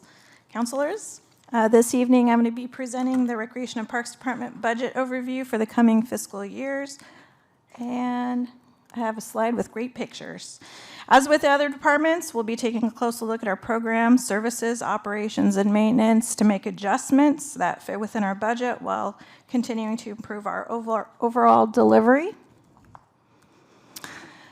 This year, the Recreation and Parks Department has completed an organizational assessment and implemented portions of the realignment strategy in anticipation of the upcoming budget cycle. Here you can see the department is organized into 3 primary service areas: recreation services, administration, and parks operations. We offer programs and services for all ages and abilities, maintain over 30 parks, host community events such as the 4th of July show and the Dia de los Muertos, and provide a stewardship management for nearly 1,800 acres at Los Flores Ranch. Additional accomplishments for the Parks Division include the completion of the new Machado Plaza, and installing lights at Adam Basin and Crossroads. I'm sure folks have seen those. Installing new pickleball courts and rehabilitating existing courts, and installing a new ADA accessible trail at Prescott Park. I think I skipped a slide. Additional accomplishments for the Recreation Division include reopening the New Love Center for after-school programs, adding programs for active living at the Muscle Center, such as free lunch program and coffee and conversation social hour, and providing expanded youth and family programs such as camping, horseback riding, and whale watching through various grant-funded opportunities. We've served over 2,500 youth in after-school programs alone, delivered nearly 10,000 hours of swim time, and supported over 15,000 hours of sport play at our various parks and facilities. Major accomplishments for the City Rangers, also known as our Park Services Officers, include training for all Rangers, like de-escalation training, customer service, and organizational leadership. Our Park Services Officers maintain an active presence at city parks, mall parking structures, and other public spaces with the goals of improving public safety and to be a resource for community members who may have questions about our parks and amenities. Two notable areas that the Rangers focused on this year is tobacco retail enforcement and abandoned shopping carts. You can see we retrieved over 7,000 shopping carts this last year. Much of the work that the Recreation and Parks Department does is ongoing, with progress happening year over year. The department goals shown are tied to our City Council goals set earlier this year. These goals include making forward progress on implementing a citywide landscape maintenance district, including a sustainable supplemental funding source to augment general fund dollars. Developing and implementing a plan for the installation of public art across the city in alignment with the recommendations of the coming Leisure Needs Assessment and Public Arts 5-year master plan. Making forward progress on the construction of the sports complex and continuing to seek out additional funding for sources for that project. And then finalizing the implementation of the department's operational restructuring, including expanded frontline supervision and middle management, employee training, and development towards succession planning, and enhanced efficiencies in customer service.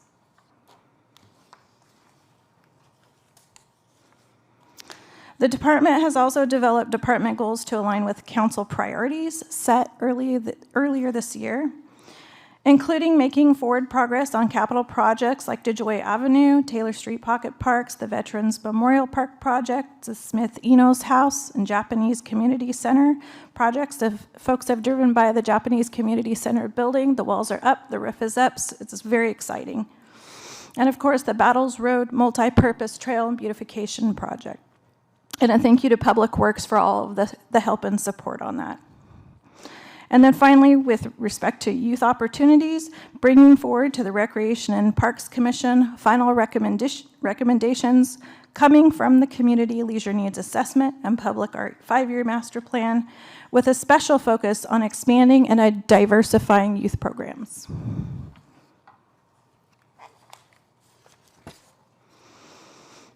Also included with our goals towards the Council 2-year priorities, promoting safety in and around public spaces, encouraging environmental sustainability, and creating opportunities for social engagement, and implementing the Urban Forest Master Plan, including education, outreach, and updates to the City Municipal Code, including a staffing plan.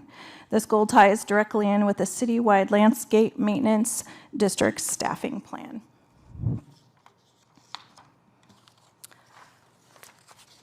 So in order to move these goals to reality, the department's going to be looking at a number of factors. How can we implement these? Expanding our youth programs for all ages and abilities, identifying recreation opportunities for a broader age range of adults, building upon our active living programs, reviewing our rates, fees, and funding sources towards long-term financial sustainability to support these programs, and expanding our community offerings with creative new ideas on festivals and events.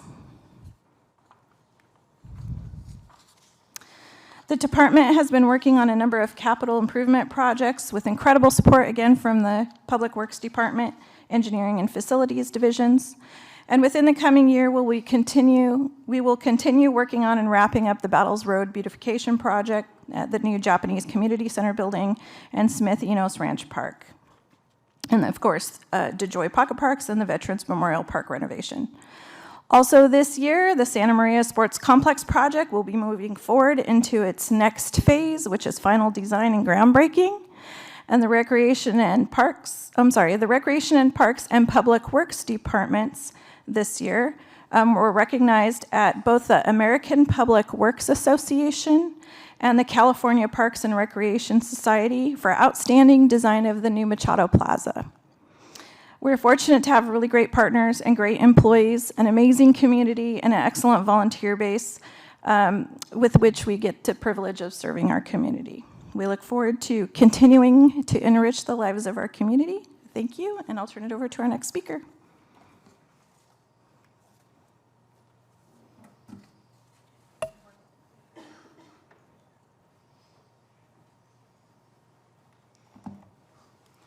Have to get all my paraphernalia in order. All right. Good evening, Madam Mayor and City Council members. It is my pleasure to be here giving an overview of the library tonight. I, as many of the other directors did, would like to acknowledge my staff. We are small but mighty, and we have a really dedicated staff at the library. So with that, we'll go on to the organizational chart. We also have three main divisions here. We have our administration, which does all of the regular administrative things, but also schedules our art displays and does some publicity. We have the main library, of course, and our branch libraries. Our main library also has the virtual library through the website, where you can get downloadable items and access our resources, our databases online.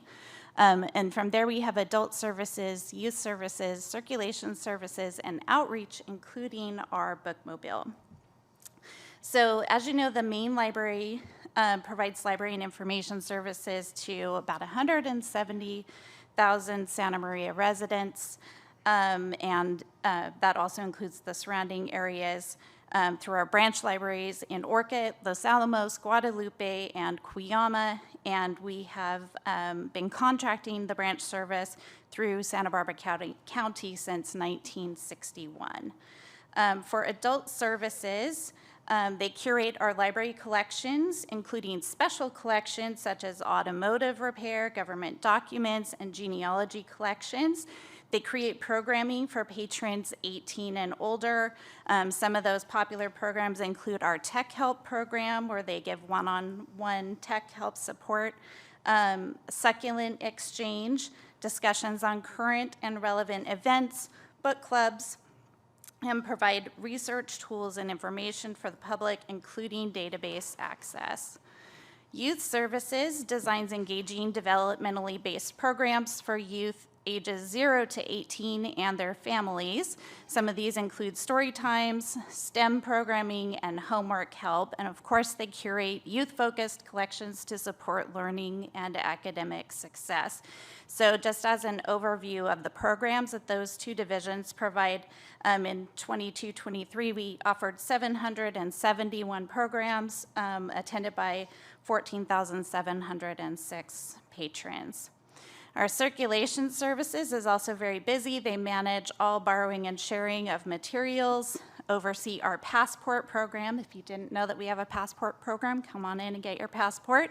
They manage all of our patron accounts, which is tens of thousands, and manage all of our records for our various collections. Our bookmobile, of course, is out and about, providing 11 weekly stops throughout the city, as well as attending a host of monthly outreach events. All right, some highlights of our current year goals include a grant that we received to embed library services into our community by creating an early learning hub in partnership with Children's Resource and Referral of Santa Barbara County. So this was really to try to embed library services out in the community at places where people are already attending. So we were able to create library hubs at the main site for Children's Resource and Referral, as well as Wings Preschool. We created an early learning hub in each of the classrooms, as well as an outdoor learning space. We host programming that's still ongoing at both locations, and we made literacy packs, little backpacks for checkout, and packs for children going into foster care. Our bookmobile service this year grew from 8 stops to 11 stops. We added Via del Sol, Vandenberg Senior Residence, and Marion Extended Care to our list. We implemented 2 library-dedicated part-time security officers to maintain our welcoming and safe space for library users. And thank you so much to the Rangers and Recreation and Parks for assisting us with that, with developing those positions. That's been really helpful to us thus far. And you'll see when we get to the upcoming goals that I have another extension on that partnership. We also created a framework for professional development series for library personnel, and this includes technical and developmental training from a variety of sources delivered in focused trainings, individual trainings, and at all staff meetings. Oh, I have so many pages. Another focus this year was to evaluate our trends for circulation. We had some adjustments in our lending and borrowing. We wanted to examine those to adjust collections, purchasing allocations to maximize available funding. So one thing that we looked at was our online borrowing or our digital downloads. One of our databases, Hoopla, we have a collective daily borrowing limit that is set, and we were getting a lot of patron comments that they weren't able to borrow maybe past mid-morning. So by looking into that, we were able to adjust some funding and got that those denial rates way down from where they were. So it really expanded the access for that database and made for happy patrons. Some other areas that we looked at were fiction versus nonfiction, what the checkouts were doing there, and even drilled down to genres and subject matter by Dewey Decimal. So and within those, we made small adjustments just to maximize our funding there. So moving on to the upcoming goals for this year, of course, we have goals that are set for each of the broad goals as well as focus areas that City Council set. So first, with financial sustainability, we're going to work on diversifying our funding options by seeking more grant opportunities and fundraising for upcoming potential capital projects, professional development, and augmentation of collections and programs. For community and quality of life, which of course is very important to the library, we'll expand our outreach in areas throughout the city, focusing on partnerships that are non-traditional, that offer non-traditional library services, or focusing on non-traditional library users, such as those with special needs, homebound populations. One thing that we already have going is service to the, setting up service by the bookmobile to the Juvenile Justice Center. So we'll have more to come on that. And then look at the next phase of library space redesign project that has been going this year in coordination with Public Works. And thank you to Brett's team for their input thus far on that project.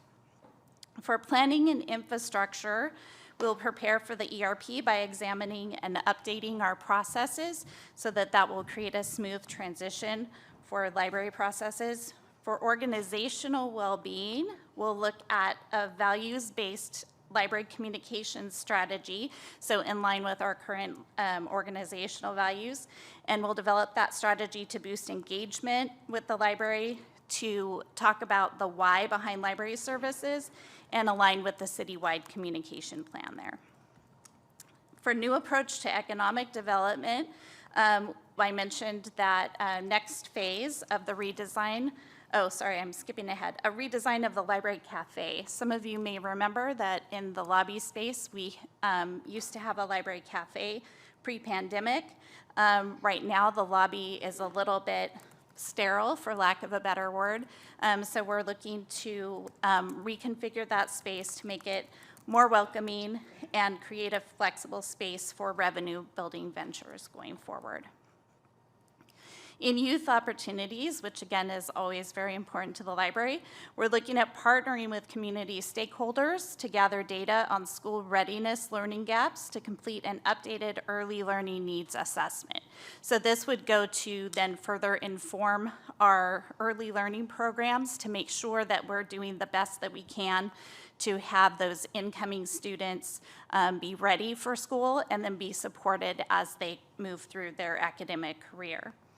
For public safety, we're working on creating a collaborative evaluation system for the new library security guards. So we'll be working with HR and Recreation and Parks on that so that we can ensure that both the library and safety acumen are represented fully in that evaluation tool.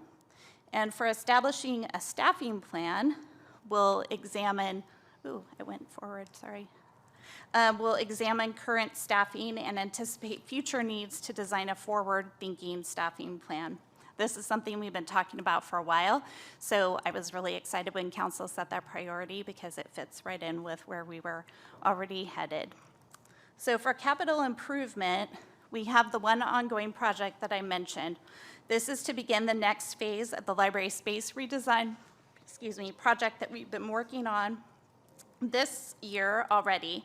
So this is adjusting the shelving orientation in various spots in the library to create greater visibility for staff to see down the aisles. If you've been, especially on our second floor, the shelving is not really conducive to a lot of visibility.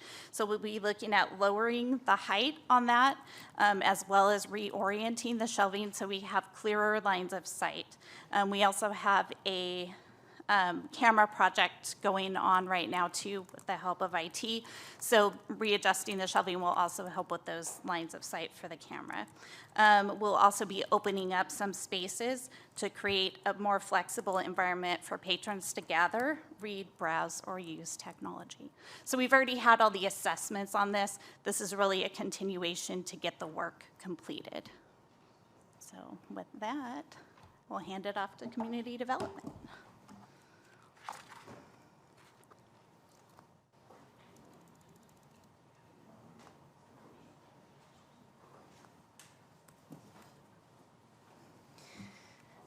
Good evening, Madam Mayor, council members. I'm pleased to be here this evening to present an overview of the Community Development Department. So this is an overview of the department. The director oversees administration, and there are 4 divisions, and those include the Planning Division, Building and Safety, Community Programs, and Code Enforcement.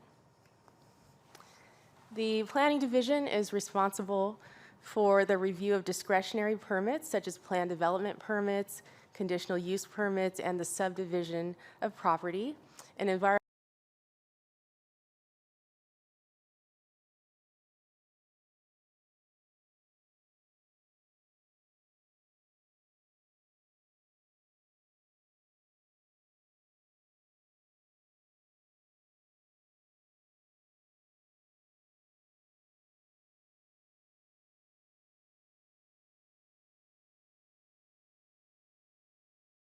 Downtown Committee and to your council. The Building and Safety Division provides plan check services, including plan review and fee collection, issues building permits and business licenses, conducts daily building inspections, and provides assistance and information to the public. The Building and Safety Division has continued to be very busy, and in the last fiscal year has issued over 2,000 building permits. And the average number of daily building inspections continues to increase with approximately 45 inspections per day, split between the city's building inspectors. So it's a very busy division of our department. The Code Enforcement Division enforces the city's municipal code and addresses and mitigates neighborhood blight and substandard living conditions. They also respond to complaints from residents and businesses, and they conduct community outreach and education. Finally, the Community Programs Division administers federal and state grant programs such as CDBG and home program programs. This division also implements many special projects and programs related to affordable housing, public services, public and nonprofit facilities as well. So the department has 10 goals. Most of these goals in the last year have been met, and a few are in process. And the completion of these goals really is a result of the excellent staff that we have in the department, and they're very hardworking, and so I'd like to mention that. And I really appreciate all the work that they do. The department has continued to work on the overall comprehensive update to the city's general plan. The alternatives phase was completed last year in December, and work is now continuing forward into the next phases of that project. Also, earlier this year, the state reviewed and certified the city's updated housing element, and that document will be in place for the next 8 years. We've also continued to work on implementing the downtown specific plan with the recent approvals of the construction of the Alvin Newton Apartments mixed-use project at Main Street and Broadway, and the reuse of the existing building that formerly had Fallas and prior to that Mervyn's in that building for apartments. The Vernon Group has additional developments planned and will be submitting permit applications for those projects in the next year.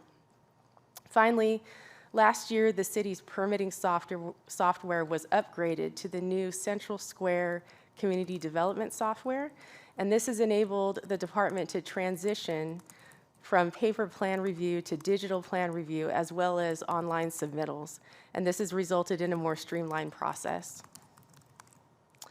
So for the fiscal year 24-25 proposed goals, there are again 10 goals for this year that were developed to align with the council's priorities. The first 3 goals focus on completing the general plan update, which, as I mentioned, is in process.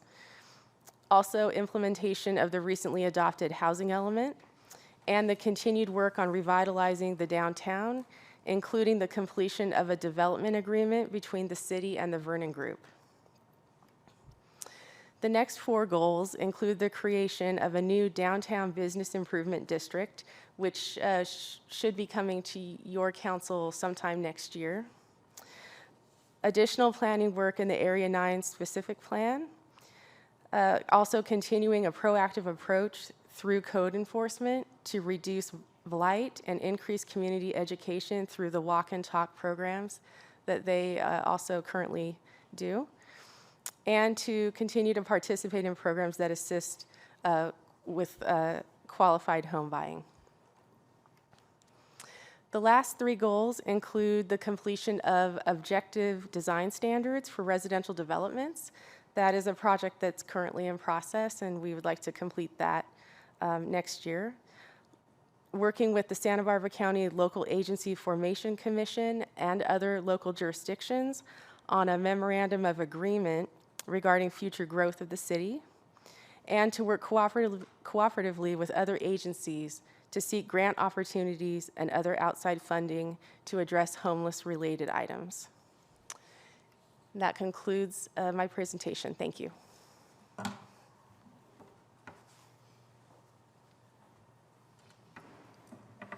Good evening, Madam Mayor and members of council. I don't normally stand up here and speak, so it's kind of nice. And I will steal from the library. We are small and mighty because we are, and I represent the smallest division of the city. With the addition of risk management, we have substantially grown. Unlike everybody else, all those boxes that they showed were multiple people. All these boxes are actual people. We have added this year the risk management function, which previously had been a function that was not fully developed and truly was not engaged in saving the taxpayer money, which I find is a quality of life situation and provides fiscal sustainability. So when you look at what we do, we have 3 particular services. We do legal, which is supporting all of those goals you've just heard. We do the contracts, we do the policies, we assist in most of the documentation, and we certainly make sure that what appears in front of the council is legally correct and both enforceable and supportable. We also function now with risk management. Risk management is broken up into 3 tiers. We have a property management, which is all of our physical assets. We have a work comp management, which is all of our personal assets. And then we have a liability management, which is a function of trying to minimize the impact that litigation, and particularly frivolous litigation, has on the city and the taxpayers. Then we have an administrative function which provides support to all of those three items. So with respect to the goals of 2023, the first goal I have to thank the council for, which was the hiring of an assisted prosecutor and civil litigator. We were already creating policies to obtain and chase down folks who damage city property. Previously, that had been outsourced to a third party, and we would receive pennies on the dollar when someone would hit a lamppost or hit a street sign. Now we are actively going to be pursuing those and asking for 100% of the dollar, and that is intended to fund that position. So I thank the council for providing us that this year. Additionally, we've worked a lot of police items with gun violence restraining orders, and we've gotten one of my attorneys is specializing in that now, has taken a number of classes, and we've been successful 100% of the time when asked. We're creating policies and procedure for the risk manager to identify risks as well as respond to them so that we can try and look for patterns and other issues and then assist the departments in reducing overall risks and liabilities.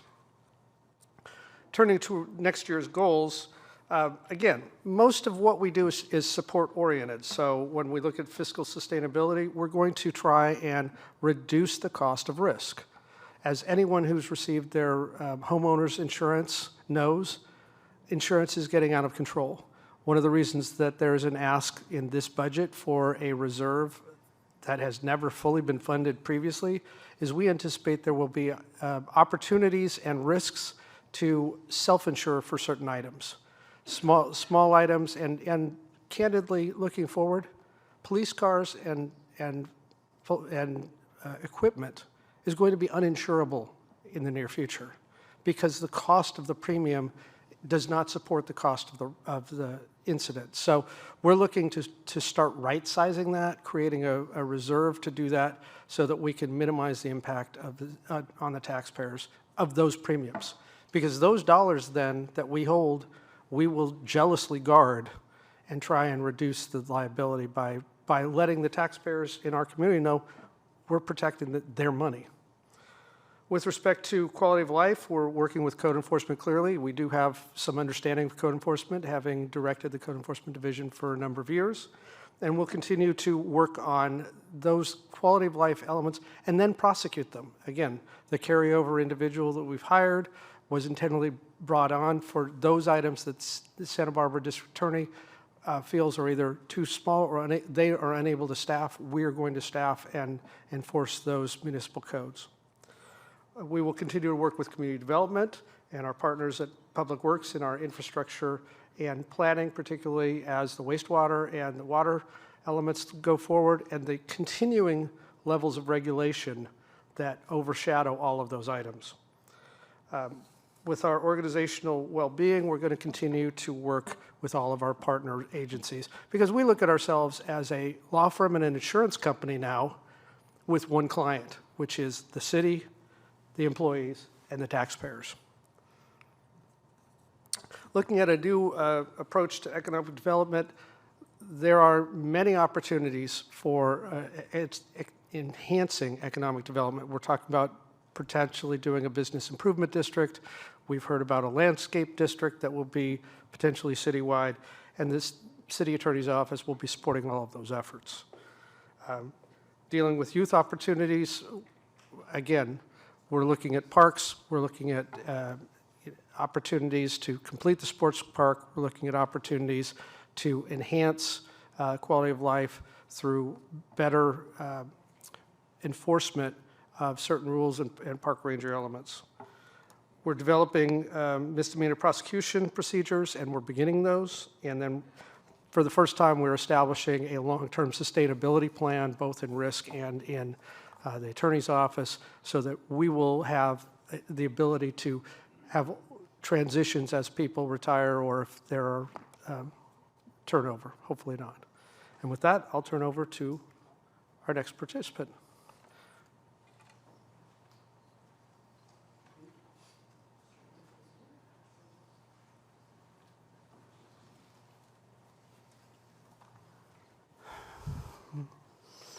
Good evening, Madam Mayor, members of the council. So the city manager's office, that's actually a department. It's not just Mr. Posada's office. Although I'll just say Mr. Posada's office is very warm. There's two org charts I'd like to show you. This one has a lot of bubbles, but this is really a chart that shows how the city manager's office coordinates closely with the elected officials, with the community, with the different commissions, and really supports all other departments. And as a department, this is what the org chart looks like. There are different divisions in the city manager's office: administration, human resources, and Don Jackson has been leading that division on an interim basis. Records and city clerk, you can see our city clerk team at the table. There are information technology division. This is a division that's led by our Chief Information Officer, Jeff Marisic, and there are several sections under IT. They provide, again, tech support to all the departments, in particular, police department, GIS, Geographic Information Systems, also project management. Right now, there's an IT staff that's assigned to the ERP project, and also cybersecurity. And all of these responsibilities are certainly not to be overlooked. Also, we heard a presentation from communications earlier. Joe Payne provided information on Santa Maria Community Television, and also with our PIO, Mart Vandekamp, provides information out to the public.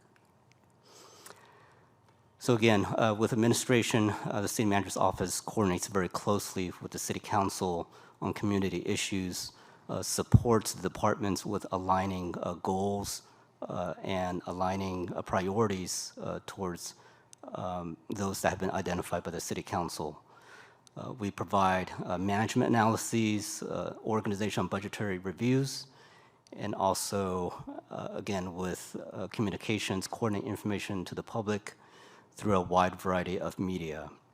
In human resources, there are two sections. Employment services, they do planning, acquisition, retention, and development of a qualified workforce, and employee and employer labor relations that conduct collective bargaining, advise and guide departments in the disciplinary process.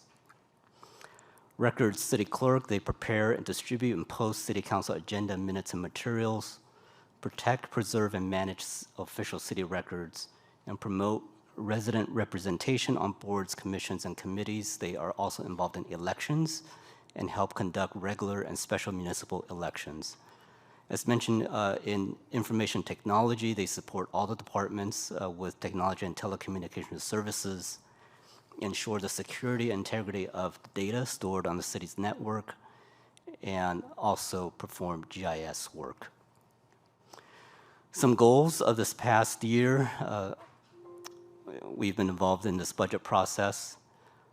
We have enhanced citywide communications, and this includes a new website. Joe talked about the improvements that have been made to the council chambers.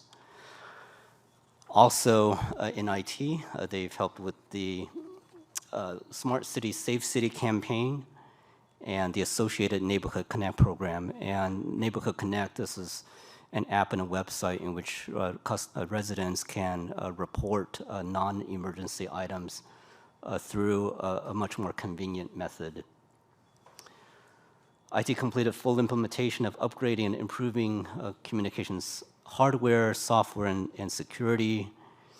And in HR, they've been helping with employee development, implementing additional aspects of the alignment project, including employee and development and training through the GROW and Center for Organization Effectiveness.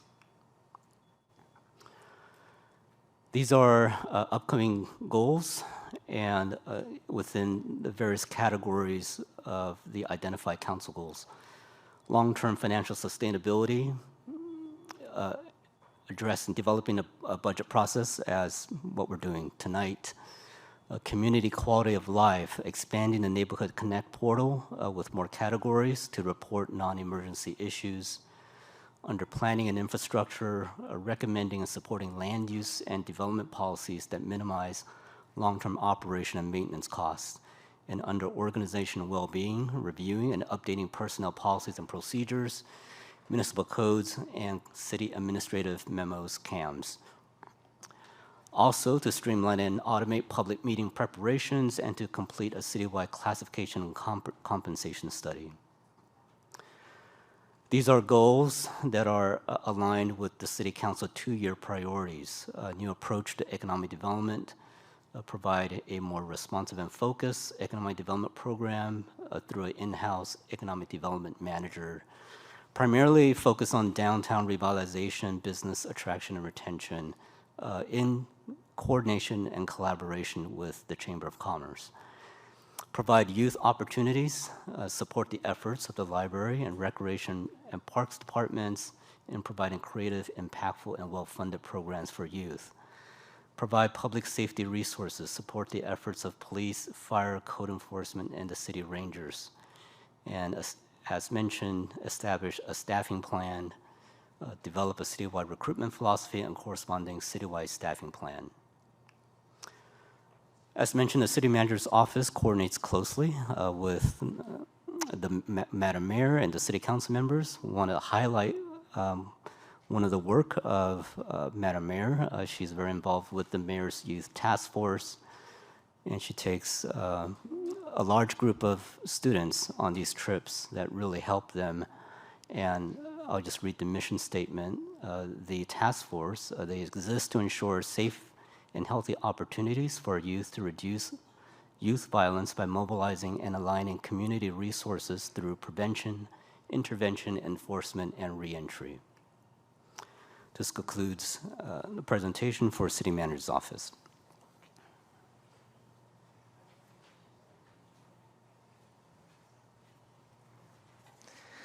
Okay, so last but not least, the Finance Department, and we are also fairly small and mighty. We are third smallest department, and finance really makes all the wheels spin for the city. We make sure that we collect the revenues and spend the expenditures timely to ensure that all of our operating partners can support their programs and deliver the services. So thank you to all of the finance staff for the work that they do. Our organization is as follows. The department was actually reorganized over the last year and a half approximately to where we now have these very defined divisions within the finance department that represent a certain function and so also a skill set that goes with that function to ensure that we are as efficient and lean in being able to provide the services to an ever-growing organization for the growing city. So we have an administration division, which really focuses on the citywide financial analysis, supports all of our departments, as well as the department itself. So we assist with any financial study, any fee studies that are often performed also within the departments, but finance department is always there in support and also leading certain financial studies. We look at the fiscal forecasts and present to you the information to ensure fiscal health as we have done today. We have the accounting division, which really focuses on accounting operations, accounts payable, accounts receivable, our financial statements that are audited every year by an independent audit. The budget division is a new division that was created about a year or and a half ago. So I want to give special thank you to a couple of members of finance here who are here and supporting. So we have Rick Kirkwood, he's our budget manager / assistant interim finance director, and Divine Mello here is our senior budget analyst. So they have spent numerous hours working with all the departments, ensuring that the budget is accurate, it reflects the operations of the city, and aligns with the council goals. We also have a grants division, which was newly established, that really focuses on our grants program and being able to report on that timely, as well as review all the requirements of the grants and assist with any applications. Payroll division is the division that processes payroll for the entire organization. Revenue is our treasury division, so that's banking and investments. And now, of course, we have our utility billing division. That's your front-facing counter and customer service that does our billing for water, wastewater, solid waste. So some of the important projects for finance, as you know, have been moving along and also will be moving into the next year. So for the current fiscal year, we finalized the selection of an enterprise resource planning system and presented that to City Council. Thank you for approving that project, which will really take us to the next level as an organization, be able to re-engineer business processes and take advantage of the technology, really create a much better visibility into our financials and operations, and have data at our fingertips. We also caught up the financial reporting after COVID-19. We continue to increase transitioning utility billing customers to online options. That has been very successful, so we see less of a crowd in our front counter, so we really encourage everyone to take that opportunity to pay their bills online. It's very convenient and available, and we are available at the front counter to assist anybody with setting that up if they would like to.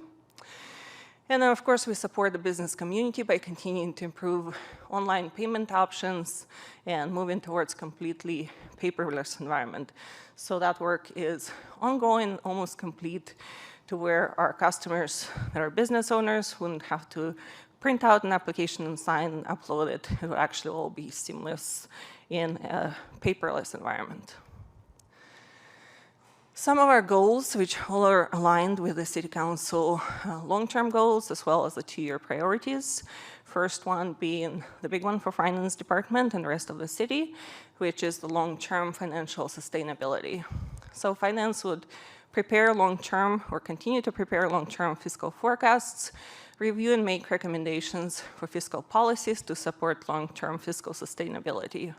We would also recommend revenue enhancements and solutions to support our needs in operations.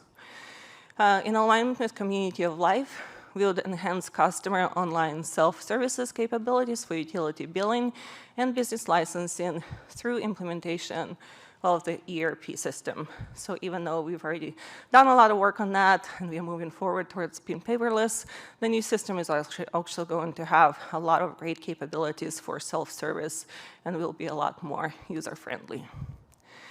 For planning and infrastructure, we would prepare fiscal recommendations for ongoing investment in infrastructure. So even though we are presenting to you the capital improvement program today, we also know that there is some deferred maintenance that we'll continue to analyze and prepare recommendations on how to fund those needs. Organizational well-being, we would implement phase 1 of the enterprise resource planning system, which will really support all of the departments. Right now, we parse out a lot of the work for payroll, for contracts management, and other things into departments that is not centralized. So given the ERP, we would be able to take a lot of that workload out of the departments, a lot of that administrative burden, and make that more efficient. We would also prepare finance policies and procedures that would go along with our re-engineered business processes.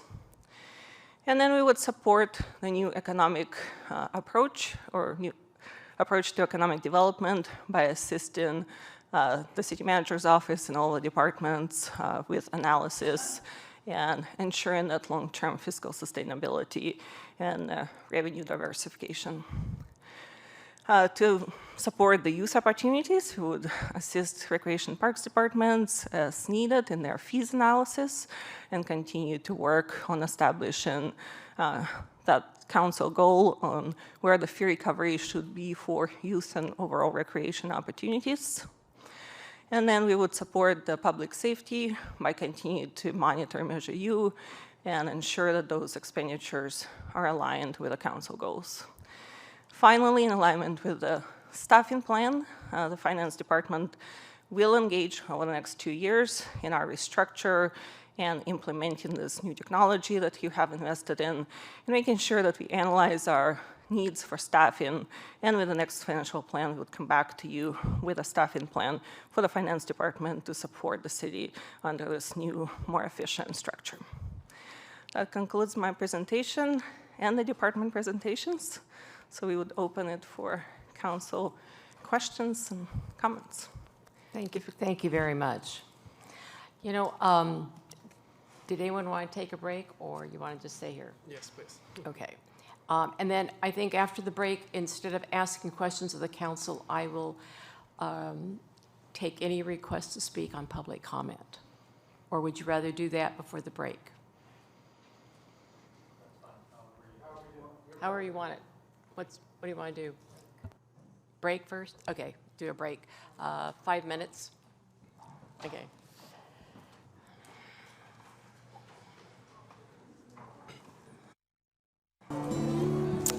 Okay, ladies and gentlemen, we will reconvene. Let's start. Usually we ask for, questions from the council, but we could go on for quite some time. I'm sure we have a lot of questions here. And so I will take the request to speak from the audience here. So I have Glenn Morris, Peggy Brierton, Lori Tamura, Herb Bolton.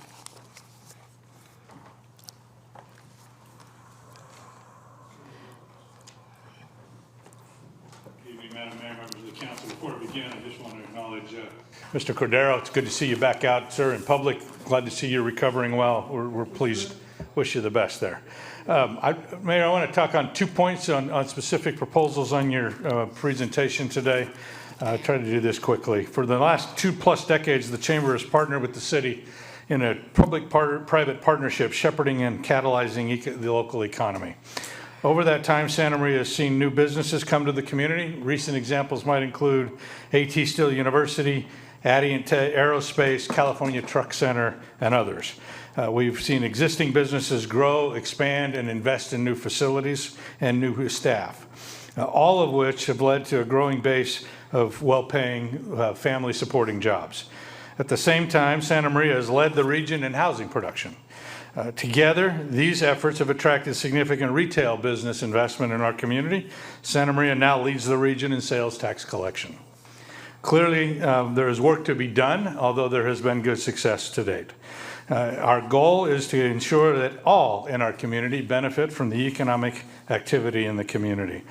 We're actively working with local micro businesses, particularly many owned by Spanish-speaking residents of the community, to help them grow their business operations. We're continuing to facilitate housing in our community and region. We're working locally and regionally to attract major employers that provide those high-wage, family-supporting jobs that really are the base of a community. Now, we've heard the goal of the council to develop a new approach to economic development. Unfortunately, since that came out of your council session in February, we have yet to actually hear what that means. What does that look like? What does a new approach actually mean? No one has been able to really define that for us yet. Initially, it was described simply as city staffed rather than contracted. I've been told that that's not necessarily what it means, but still are looking for a clear definition. We have been pleased with recent dialogue with the city staff to help clarify some of that, and we look forward to continuing our dialogue with them to clarify roles and responsibilities so that the dollars invested in economic development work can match the work being done. Hopefully, this new approach doesn't end up meaning less staff and capacity. Today, 6 members of the chamber team touch economic development as a regular part of their job, equaling the equivalent of 2 to 3 full-time positions. Your budget request asks for 1. And hopefully it's not a more expensive solution. Our current recommended request is about $170,000 to support our effort. Your recommended staff solution is about $300,000. And finally, we hope that it doesn't focus solely on the short-term activities intended solely to collect revenue for the city, but really brings about a well-balanced community approach with high-quality, family-supporting jobs at its core. We would encourage you to continue to support what has been working while we work with your staff to engage in a further dialogue and review how we can partner in the future. Thank you, Mr. Morris. Appreciate it. Thank you.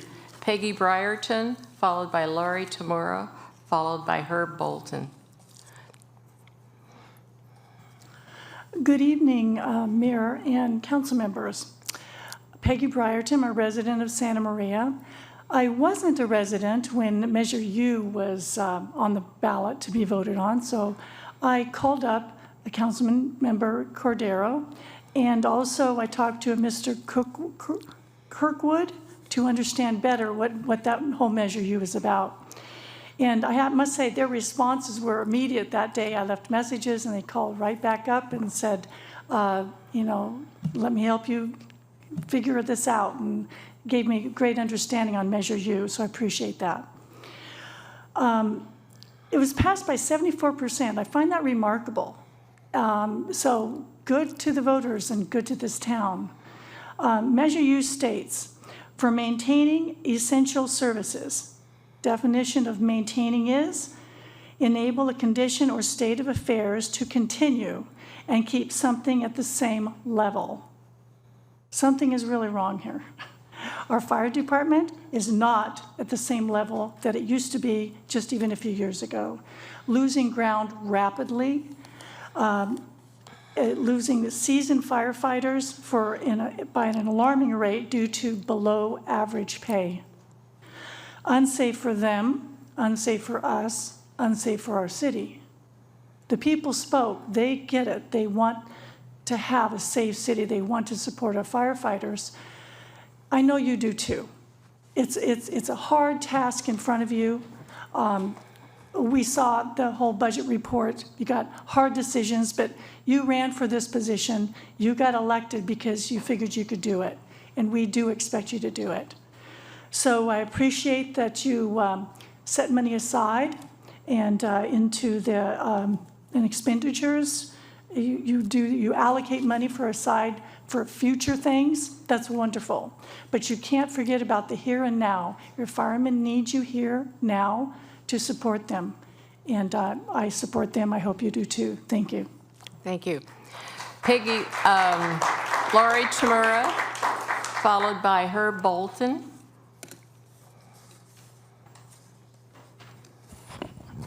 Good evening. My name is Laurie Tamura, and I'm here tonight to talk about a proposal for the economic development position.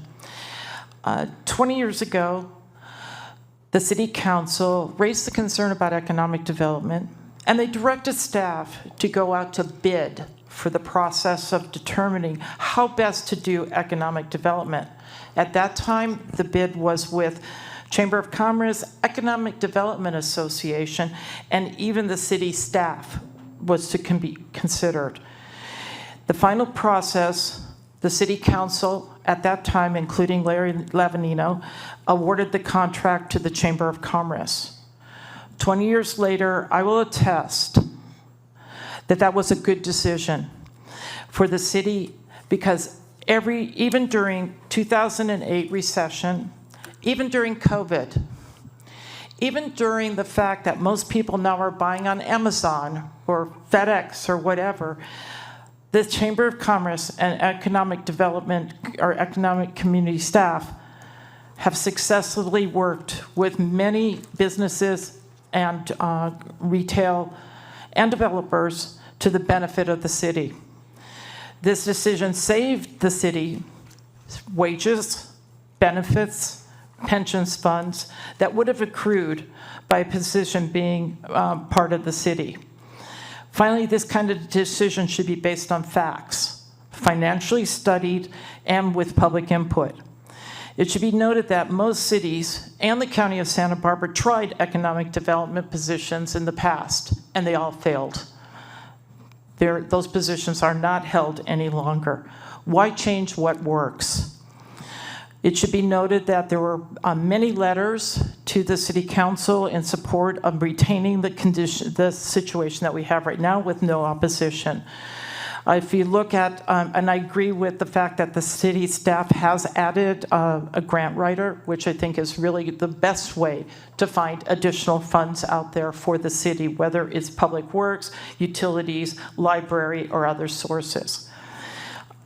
I'm surprised today that the staff did not come to you with a proposal. Each one of the presentations were informative and very insightful, but not one of them came to you with a proposal to cut the budget in their departments. With that kind of a deficit that's being proposed right now, your direction to staff should be come with a budget with a 5% reduction, or maybe 10%. What can you cut to meet a balanced budget? That's your responsibility. So I hope you will continue to have the chamber represent you throughout the region for economic development, and look forward to hearing your presentation in June. Thank you. Herb Bolton, followed by Jeff Lee.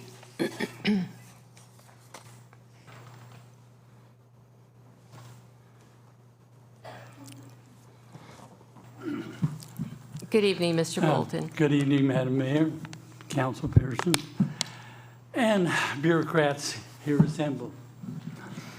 Okay, my presentation is going to be different. You've been sitting here all night listening and droning on to all these commercials about why we need all these myriad of programs. Your priorities are wrong. The voters said, yes, we want a sustainable safety program, fire and police. To that end, they voted in Measure U.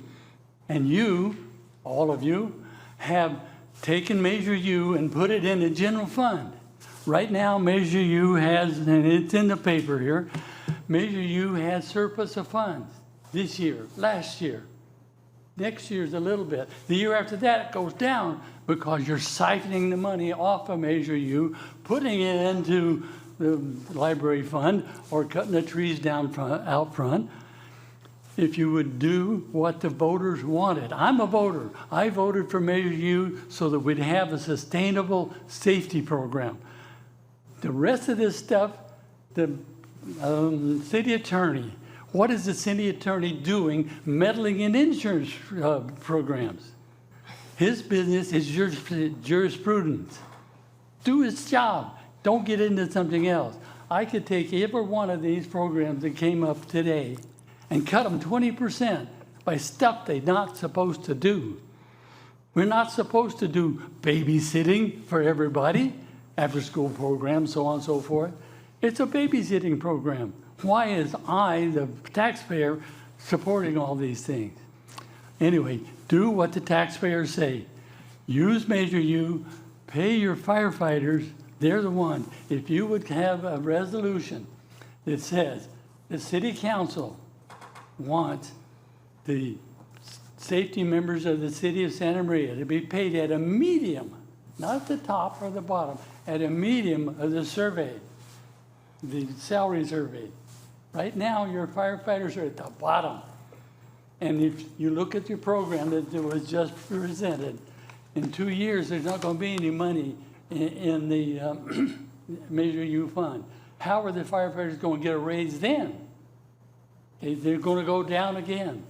If you would make a resolution saying that safety members are going to be paid at the medium, then when you go into negotiations, you have a program to go with.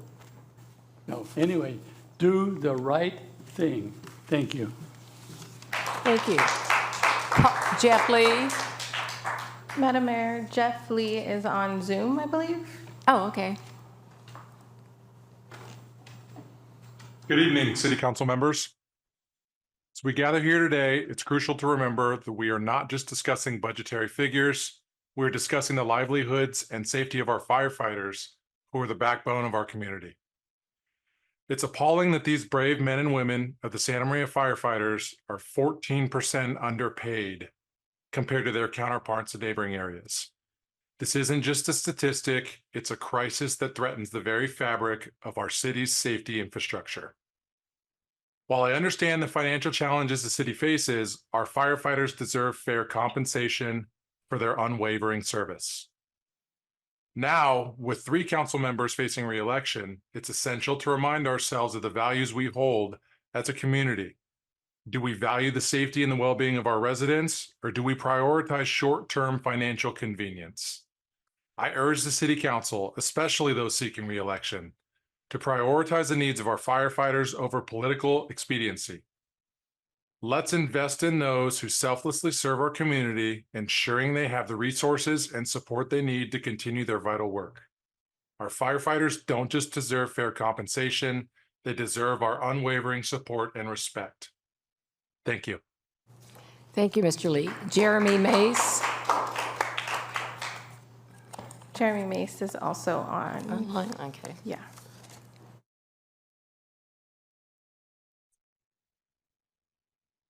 Hi, can you hear me? Mayor, Mayor Pro Tem, City Council, City staff. My name is Jeremy Mace, Local 2020 First Vice President and Santa Maria Fire Captain.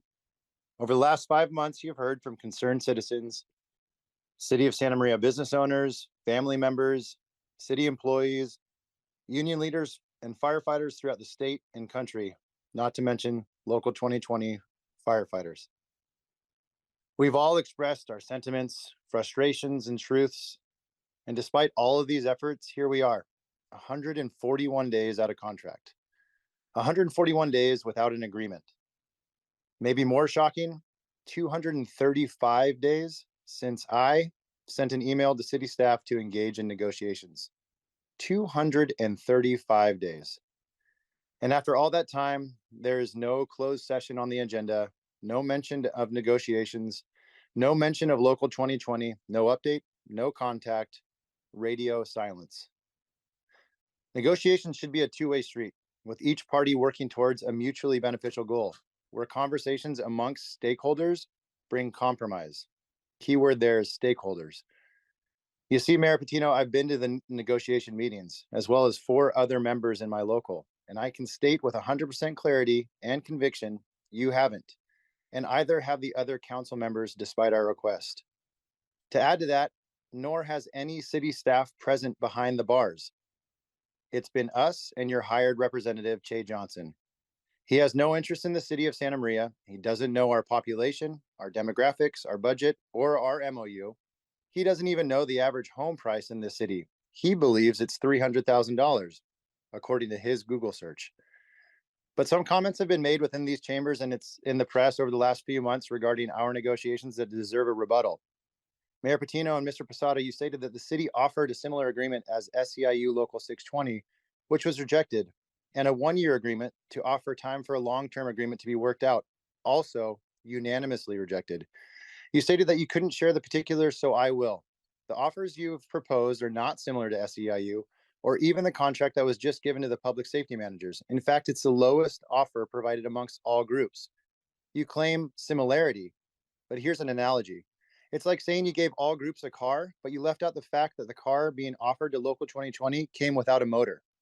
Look at the specifics of our offer. No additional holidays, no additional incentives, no life-changing contribution to health.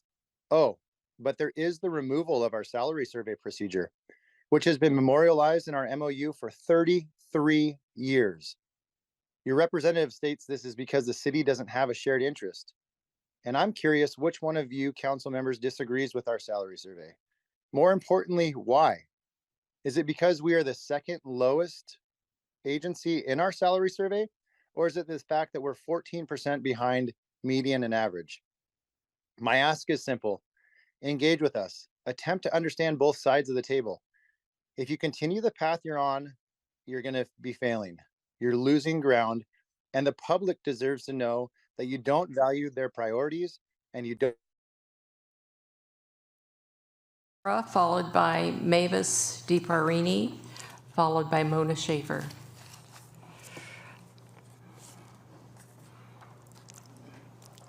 Good evening, Mrs. Cabrera. Good evening, Mayor and City Council. My name is obviously Carolyn Cabrera. I am the current president of the Santa Maria Valley Senior Citizens Club. I haven't had the opportunity to speak to you about the critical situation with the exercise classes, so I decided this was the night I would do that. Mayor Patino, you and I met back in 2020 when the city was challenging our club, and you and I discussed quite a few things. And the thing that I remember is actually talking about the exercise classes. And when we brought up fees, I remember you had a very strong feeling about the fact that Dignity Health sponsors Esther's exercise classes. My question is there some way we could do something similar with Kathleen's exercise classes? Because it's the same situation. We just need to find financial backing. I had some information and I wasn't able to get that person's information tonight, but there is a gentleman in Paso Robles that has healthcare type, you know, he has exercise and hospice care, and he's come to our meetings and given talks. He was a football player for years, a professional football player. So even someone like that could be a source of revenue for these classes. I'm really passionate about it because our senior population is very valuable. And, you know, if you don't have a whole lot of contact with seniors, it doesn't have the same impact. But, I mean, I'm looking around here, I see a lot of gray hair. And, you know, I'm just saying it's important to honor the seniors. And these folks are very diligent. They're coming together. They're feeling good about themselves. They're exercising. They're staying healthy. We need to encourage that kind of thing. And I just think about their backgrounds, okay? You have a group of people. They taught your children. They ran businesses in this town. They took care of you in the hospital. That's where I worked for 42 years. I'm just saying, and the firefighters, these passionate pleas, but there's retired firefighters or people that worked in that. And so it's like we have to give them honor where honor is due. And I thank you respectfully, Carolyn Cabrera. If you have any questions, you can reach me. I noticed one of the newsletters out there on the counter, so my phone number's in there if you need me. Thank you, Mrs. Cabrera. Mavis DiParini, followed by Mona Schaefer.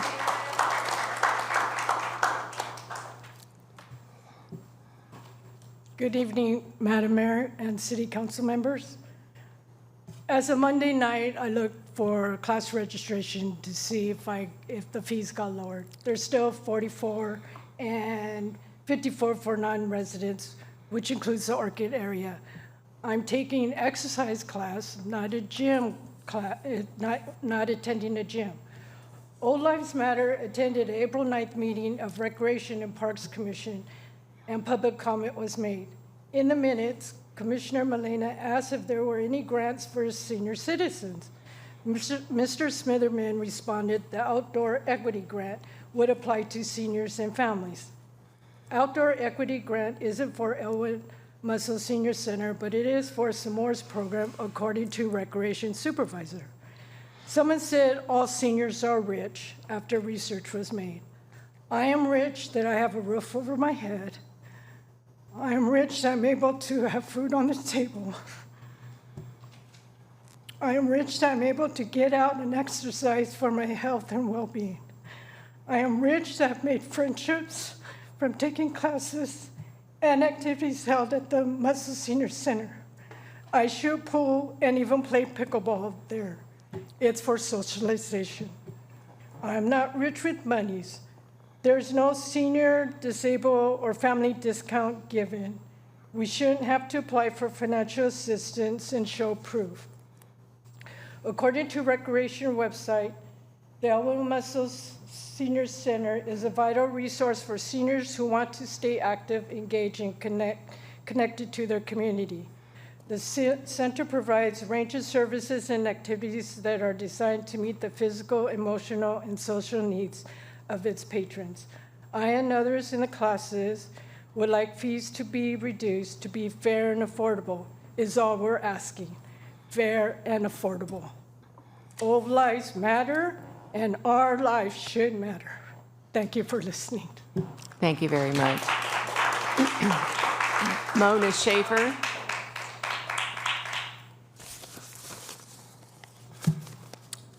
Hello, Madam Mayor and City Council. I'm the one that spoke. I'm Mona Schaefer. I'm the one that spoke April 9th.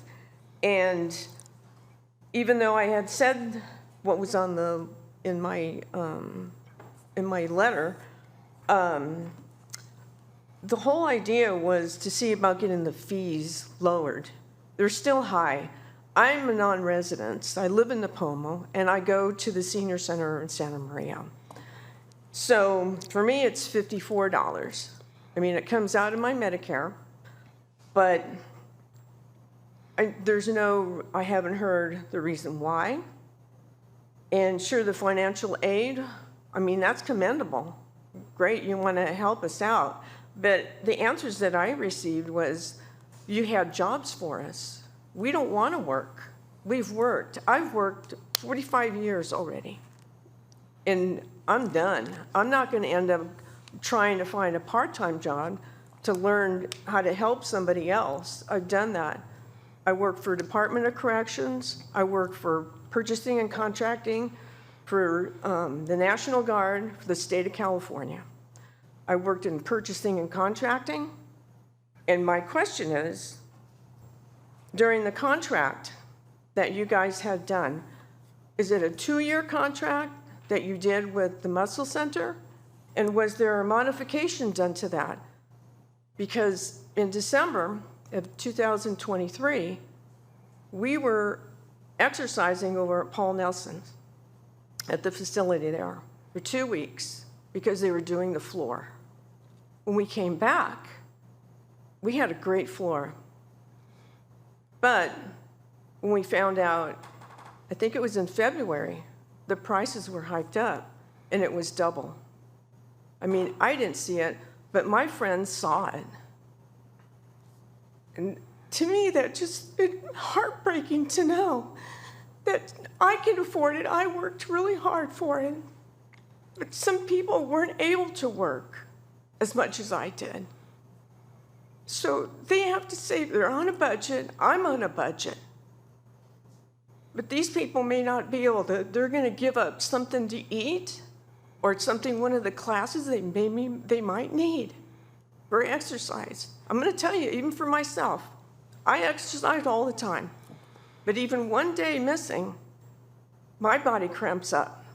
So I need that. You need to have some kind of flexibility, sociability, to be out there with people. Because otherwise you're going to stay home and they can't come in. They're going to go nuts. Some of those things are free, but you know, coffee and what do they have on Friday? It's a coffee and entertainment thing. That's great, but you still have to exercise your body. I think, you know, I just wanted to say something because it really bugs me that. Thank you very much. All right, thank you. Matt Cherkoff.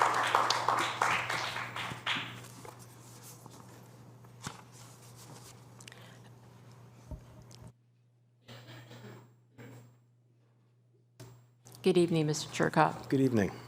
So my public comment for regular public comment was lumped into this, and I had something to read. I mentioned it to the clerk a moment ago.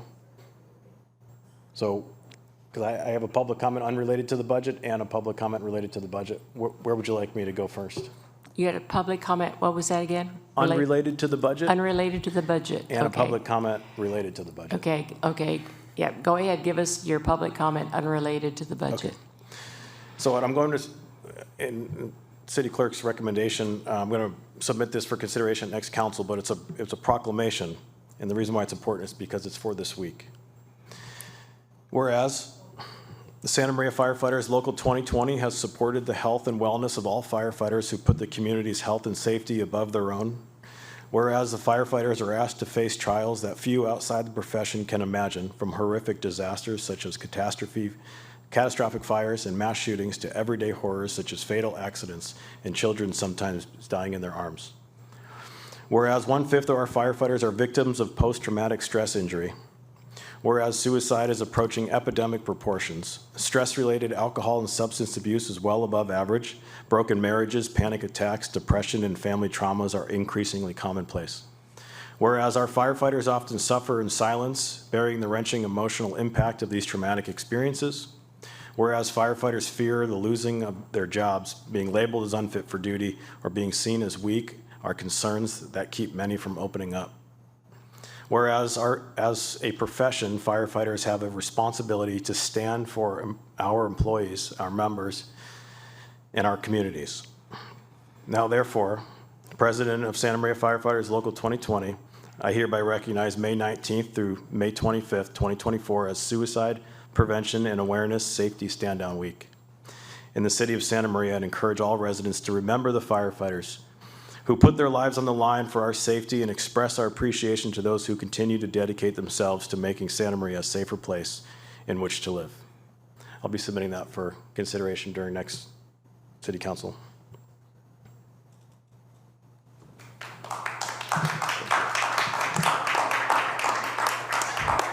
May I continue on the budget-related comment? I guess I'm wondering, how come you didn't submit this before to be read? I was unaware that I could submit it, and no one submitted it on our behalf. So I was just informed that I have the ability to submit proclamations, so I intend to do so with your consideration. Thank you. Okay, go ahead.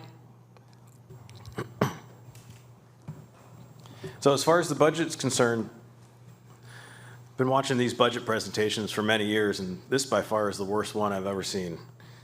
The sky is falling, right?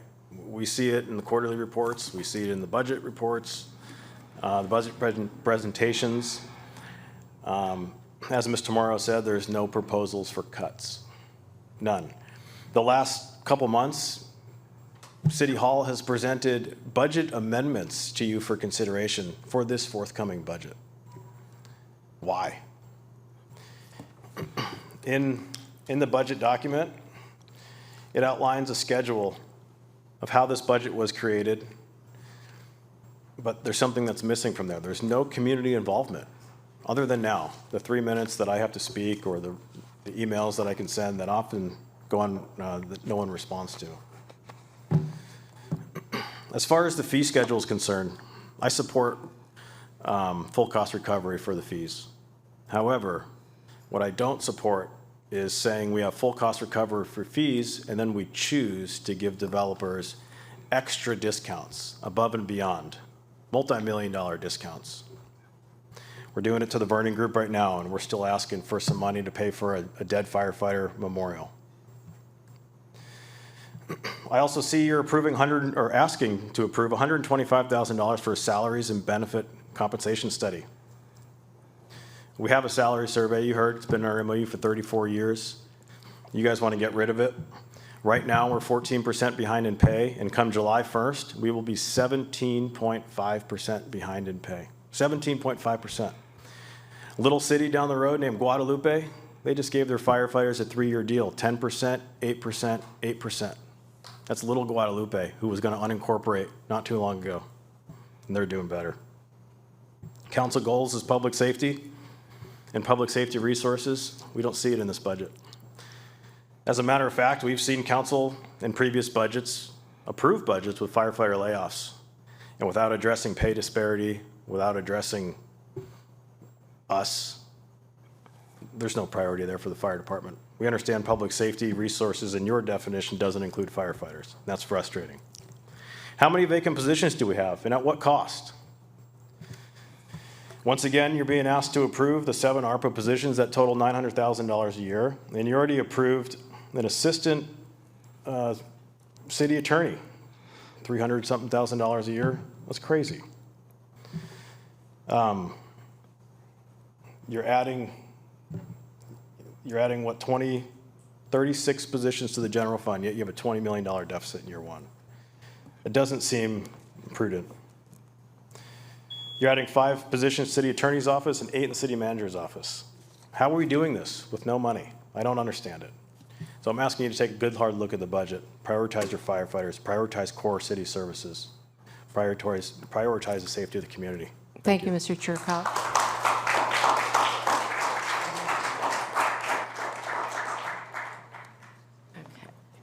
Okay, that concludes Madam public. Mayor, I just wanted to acknowledge that we did receive 14 written comments for this item regarding economic development from Jim Bray, Lee Collier, Victoria Connor, Sandra Dickerson, Emily Kitts, Bob Nelson, Ben Oakley, Hugh Rafferty, Janet Silvera, Jerry Schmidt, Kevin Walters, O.T. Wendell, Brad Vernon, and David Cross. They have all been published on the city's agenda portal and provided a copy to you today. Okay, thank you very much. This concludes public comment portion on this agenda item. Okay, so how do you want to do this, Mr. Posada? Do you want us to ask questions by different departments? Thank you, Madam Mayor, members of the City Council. What we would like to do is, if you have questions that can be answered, relatively easily, maybe a yes or a no, or give you another, reference, so we can come back with those answers for you. We can do that tonight. If you have specific questions, deeper delving questions, then that's where we would like you to write them down and give us the opportunity to have staff prepare a complete response to them. Ms. Bradford, as are the department directors, are available if you have questions specific to them. You feel free. I also would like to know, because I know the negotiations and all this, because there's been some inaccuracies given at the podium tonight, and how do we respond to that? Can we legally respond to that, Mr. Watson? Again, the budget does speak for itself. By way of example, I didn't add 5 members to my office. I had 5 people transferred from another department to my office. So those kinds of inaccuracies are reflected in the document, but we can respond to them if there's a specific question. I think like that one. Yeah, I think they need to be. I think any of those need to be responded to, because I think people hear this and then we don't say anything, so they assume that this is the way it is. So. But we are not siphoning money out of Measure U to put into the library or any place else. So I just think a lot of these things, and we had the Measure U Oversight Committee say definitely that the money that we spent in Measure U was being spent properly, and we have a third-person audit doing that. So I think a lot of these inaccuracies need to be addressed, and maybe some of us also have questions. So what is the pleasure of the council? Would it make sense for the council to submit our questions in written format to staff, because we are coming back in June? Yeah. This is not a done deal. The county takes the time to do this in a week, and we're spending a few hours doing this. But it's really important that the public does know what the budget looks like, and it is not all rosy out there. But we're not the only city that has an unrosy budget. So what is the pleasure of the council? Mr. Posada? Just a quick interjection, Sure. Mayor. So as you said, there was a comment made about public input. The public hearing on the budget will actually happen on June the 18th. So that will be the opportunity. This, as we stated in the beginning of the meeting, was a preview to get the council an idea of where the budget was. There is no definitive measure we're asking you to take tonight on the budget. I know that. We're really Yeah. here to ask for your questions and how we can answer them. Well, and I think we have multiple questions. So if we sat there and answered all of our questions, we'd be here for another 2 hours. And I didn't pack dinner, so that's not going to be a good thing. Okay, would the council then like to submit their questions in writing so that if they are responded at the next meeting? Is that what I'm hearing? If my only, given the process given that this is a new process, I still think it's important for the public to know what questions we are submitting, and so what is that going to look like? We could actually put those on the public portal, so that all of your questions can be posted on there, and then our answers can be posted on there too. Which would actually be appropriate for the record, so that it would be incorporated in the next budget document that would be submitted back to you, so that you could identify that your questions were answered. Well, what about at the next council meeting with the questions in? Because, I had maybe 5 questions for one department. And I'm sure all the council members had probably the same or more. The 4th agenda is really booked up because we moved everything off of this agenda to that agenda. But certainly if the council wants us to bring back the answers, we can bring them back at that meeting. And if you want to set aside the time, that's not a problem. Well, as the mayor said, the county takes a week. Would it be appropriate for us to break it down into 2 meetings? It's up to the council. If you'd like to do that, we can do that. We can come back if you provide us with your questions, then we can come back on the 4th with an overview of those questions and try to provide the answers. I haven't mentioned this to anybody because I just found out today, but I won't be here on June 4th. I just found out. And so if we're going to be discussing the budget, I'd like to be present for that unless I can, I don't know, find another way to do it. Okay, Mr. Escobedo? If I just want a clarification. So when you talk about the 2 meetings to respond to our questions, we're talking about June 4th. Well, we were, but because we need to. No, and I get that. But my concern is that we have a deadline to pass the budget by July 1st. Is that correct? Ideally, yes. So, okay. Yeah. Well, I mean, the answers to questions can come back at our next meeting. I think that's important for the public to hear the questions. And some of them may have questions also, but also, as I said, some of the inaccuracies that were at the podium need to be answered. Mr. Cordero? Yes, thank you, Madam Mayor. I have a little different suggestion. Probably won't go over too well, but why must we wait to have a meeting at the beginning of the month and a meeting at the middle of the month? As somebody pointed out here, we were elected to do this. Perhaps it's time that we buckle up and have a special meeting and have 2 or 3 meetings in 1 week in order for us to be able to retire from a meeting at a decent hour. And I want to also say, since I'm talking, as I share some of the same frustrations that you shared with the inaccuracies. People waited all night long. This gentleman here has waited all night long to say some of the things that he said, and I wanted to jump up and say, no, that's not how Measure U is getting used. And then you came out with that comment. So there's things that do need to be straightened out. But I don't see why we can't hold 2 meetings in a week, or like I said, even 3 if we have to, in order to facilitate a passed budget. And I too have questions. Madam Mayor. Mr. Escobedo? No, I concur with the idea of holding a special meeting if it's needed, and yeah, I think it's today it's 9 p.m. So I would be in agreement of having a special meeting if it's needed. I don't see. same. Madam Okay. Mayor. Yes, Mr. Posada. So if we're going to look at something like a special meeting, the sooner we get your questions, the better, because it'll Okay. take staff time to, gather the information and provide those answers. The other thing is certainly we'll just get a schedule from you. As Councilmember Soto indicated, she won't be here on the 4th, so it might make sense to try to squeeze something in before then, but then I use the term squeeze because that's truly what we're going to be doing, is trying to squeeze something in. Madam Mayor, Mr. Is it Cordero? necessary, I guess I'm addressing this to you, Tom.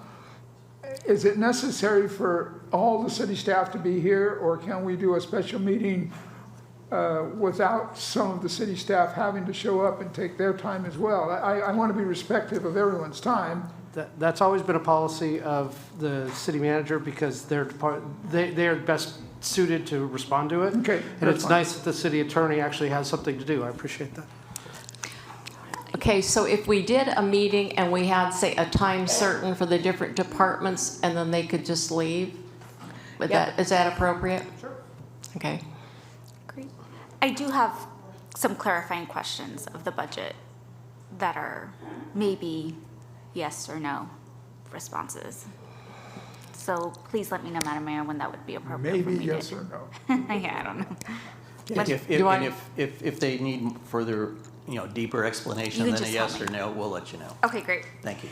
Go ahead. Great. As I was going through the budget documents and as I was going over the different budget documents, I saw two different numbers when it came to the overall budget for 2024, 2025, and 2025 through 2026. In one of the documents, I think I saw at the beginning of it that it stated that our budget for 2024 was going to be 354.8 million.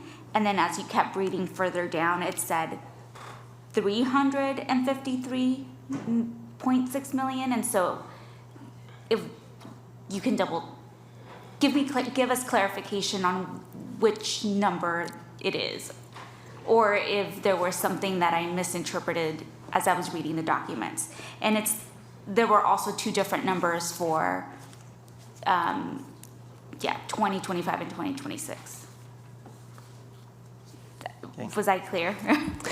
I would certainly need to look up where you're looking at, but definitely happy to double check for the next meeting. Okay, let me see if I can pull it up. I want to say it was in the citywide proposed financial statement and summary fund analysis document. So there's the budget overview citywide, and then when you scroll down, I believe during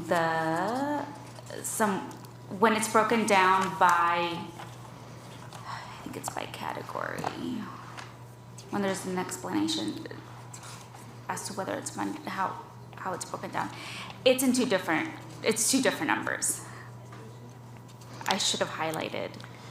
Yeah, I was just going And to put the comment. page numbers. Perhaps it would be helpful if you have a I'll look question back. specific to a number, maybe to give us the page quote so that we can refer to that in your questions. That would be helpful. Okay. Just because it is a huge document. Yes, documents. Documents, yes, thank you. Yes. And I think that's the only yes or no question. The other ones I think will need further explanation. Thank you, Madam Mayor. Okay, thank you. So you are going to try to squeeze in a meeting, okay? And it'll just be budget. It'll be responding to our questions, and at that meeting, the questions and the answers, and also response from some of the questions or yes. whatever we had at the podium tonight. So the city manager's office will contact each of you and Okay. kind of throw out some dates and see what your availability is. Is there a preference to a nighttime meeting, a daytime meeting? What is the council's at least general preference so we could try and coordinate around that? I know everybody's busy, so.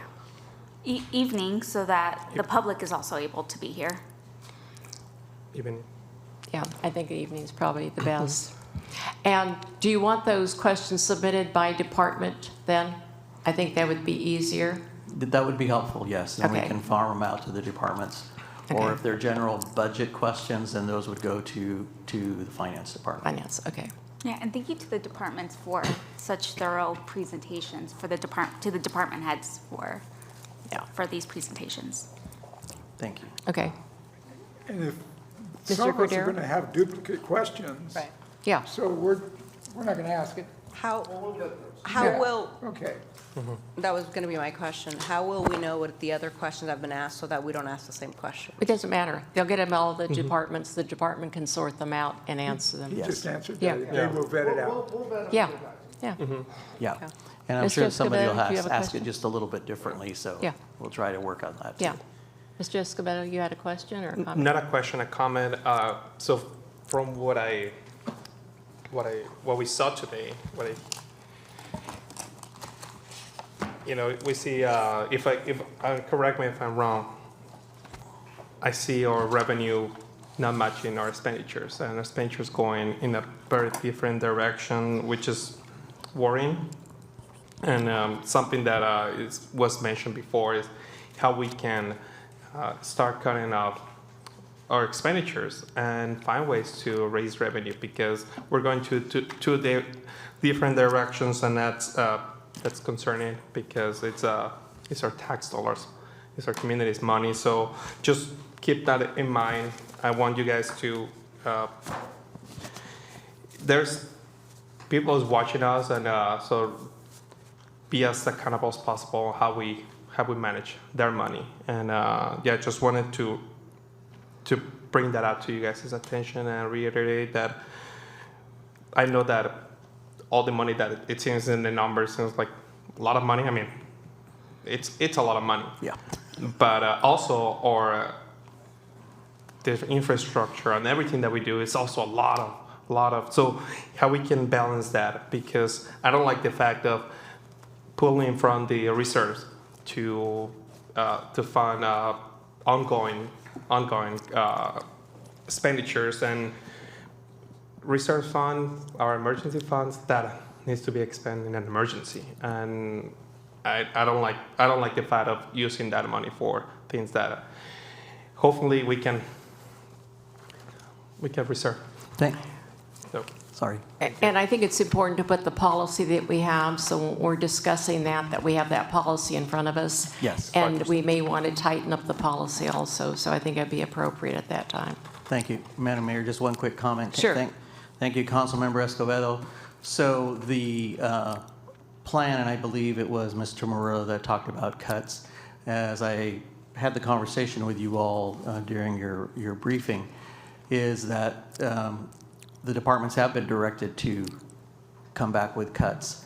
The budget that you're seeing right now is a status quo budget from last year, so it's already taking cuts just by virtue of it being a year old. So that is part of our plan, is to look at how we can reduce that budget. So we are cognizant of the fact that we need to be stewards of the financial situation just as you are. Thank you. So I do have a question as to the date of the meeting. Are we talking about the same week, 3, 4, and 5? When will we know? We'll survey you tomorrow. We'll have Chelsea give you all a call and see what your schedules are like, and we'll try to get something set up sooner than later. So, okay, right now, when do you want these questions turned into your office? As soon as possible, but hopefully not later than Friday. Is that what we agree to? Yeah. Okay, turn them in by... Oh, I'm sorry, there is a holiday, so whenever you can get them to us. Turn them in by, today's Tuesday, turn them in by Thursday before 5 o'clock. Okay, is that agreed? That's agreed, okay. My second. Okay. Any other questions? Okay. So let's see, next will be a report by Interim City Manager Posada. Thank you, Madam Mayor. Just for the sake of time, the June 4th budget is very busy. You have a number of consent items on there, out-of-agency agreement, military use policy for the police department. You'll be hearing a regular business item of the stormwater basin policy. You'll be looking at a park assessment report, and you'll be looking at the urban forest plan, and you'll be conducting a public hearing on the landscape maintenance district assessments. And I'll culminate there. Thank you. Thank you. Next item is the oral reports of council members. Shall we start with you, Mr. Cordero? Yes, Madam Mayor, on the 8th, I attended a Communified board meeting via the Zoom on the, can you read my own writing here? Oh, and I attended the budget meeting here at the city, the planned budget meeting with Ms. Soto and the city manager. On the 15th, I was at the police memorial celebration out at the police department on Betteravia. And I just have to comment on that, Madam Mayor. I know we're late, but I want to comment that people that were there, it was a very special event. And that event was born in this lawn out here by the flagpole. And there was a small podium, a couple of dozen folding chairs, and it was born by Bob Ramos. He started it up. He came to my house and wanted to do it, and Shiner said, nah, that'll never work, and now I think it's one of the finest ones in the state. And it was an excellent event, very well spoken. And then I want to comment on the material that I got from Rec and Parks, the material I got that covered all the parks that we have. And I just have a brief comment on the oldest park we have, which is Buena Vista Park. And that park came in 1906. And as a young child, we used to come to Santa Maria to visit family, and I would play at that park when in the 50s. I was going to say, not at 1906. And it was an old park then. And it's just a bit of trivia that Councilwoman Etta Waterfield, her father and my father were both born in 1906. And my father was born right here in Santa Maria.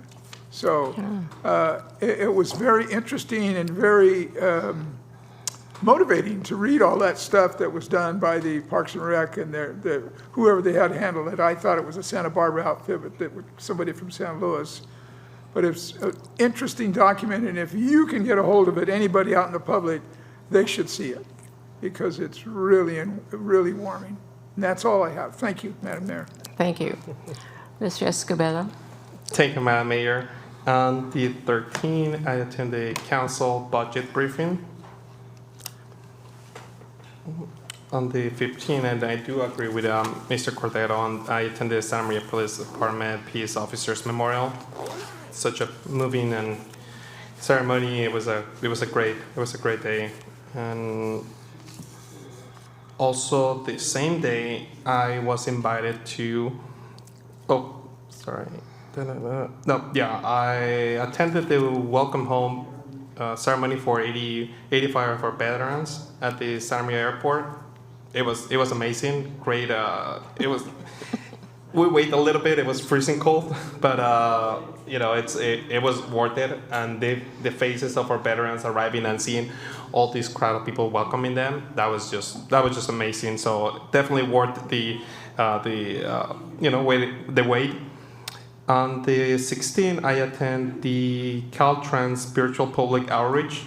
They talk a little bit about the main Street, Route 166, and the state route.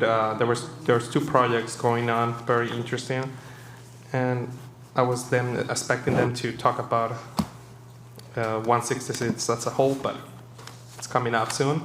And on the 17th, I was invited to the second annual art exhibition with the Santa Maria Bonita School District.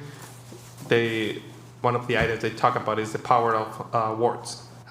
And really talented kids, really outgoing. It was a good good exhibition, 2 floors, and they did a great job. So shout out to all the organizers and the kids.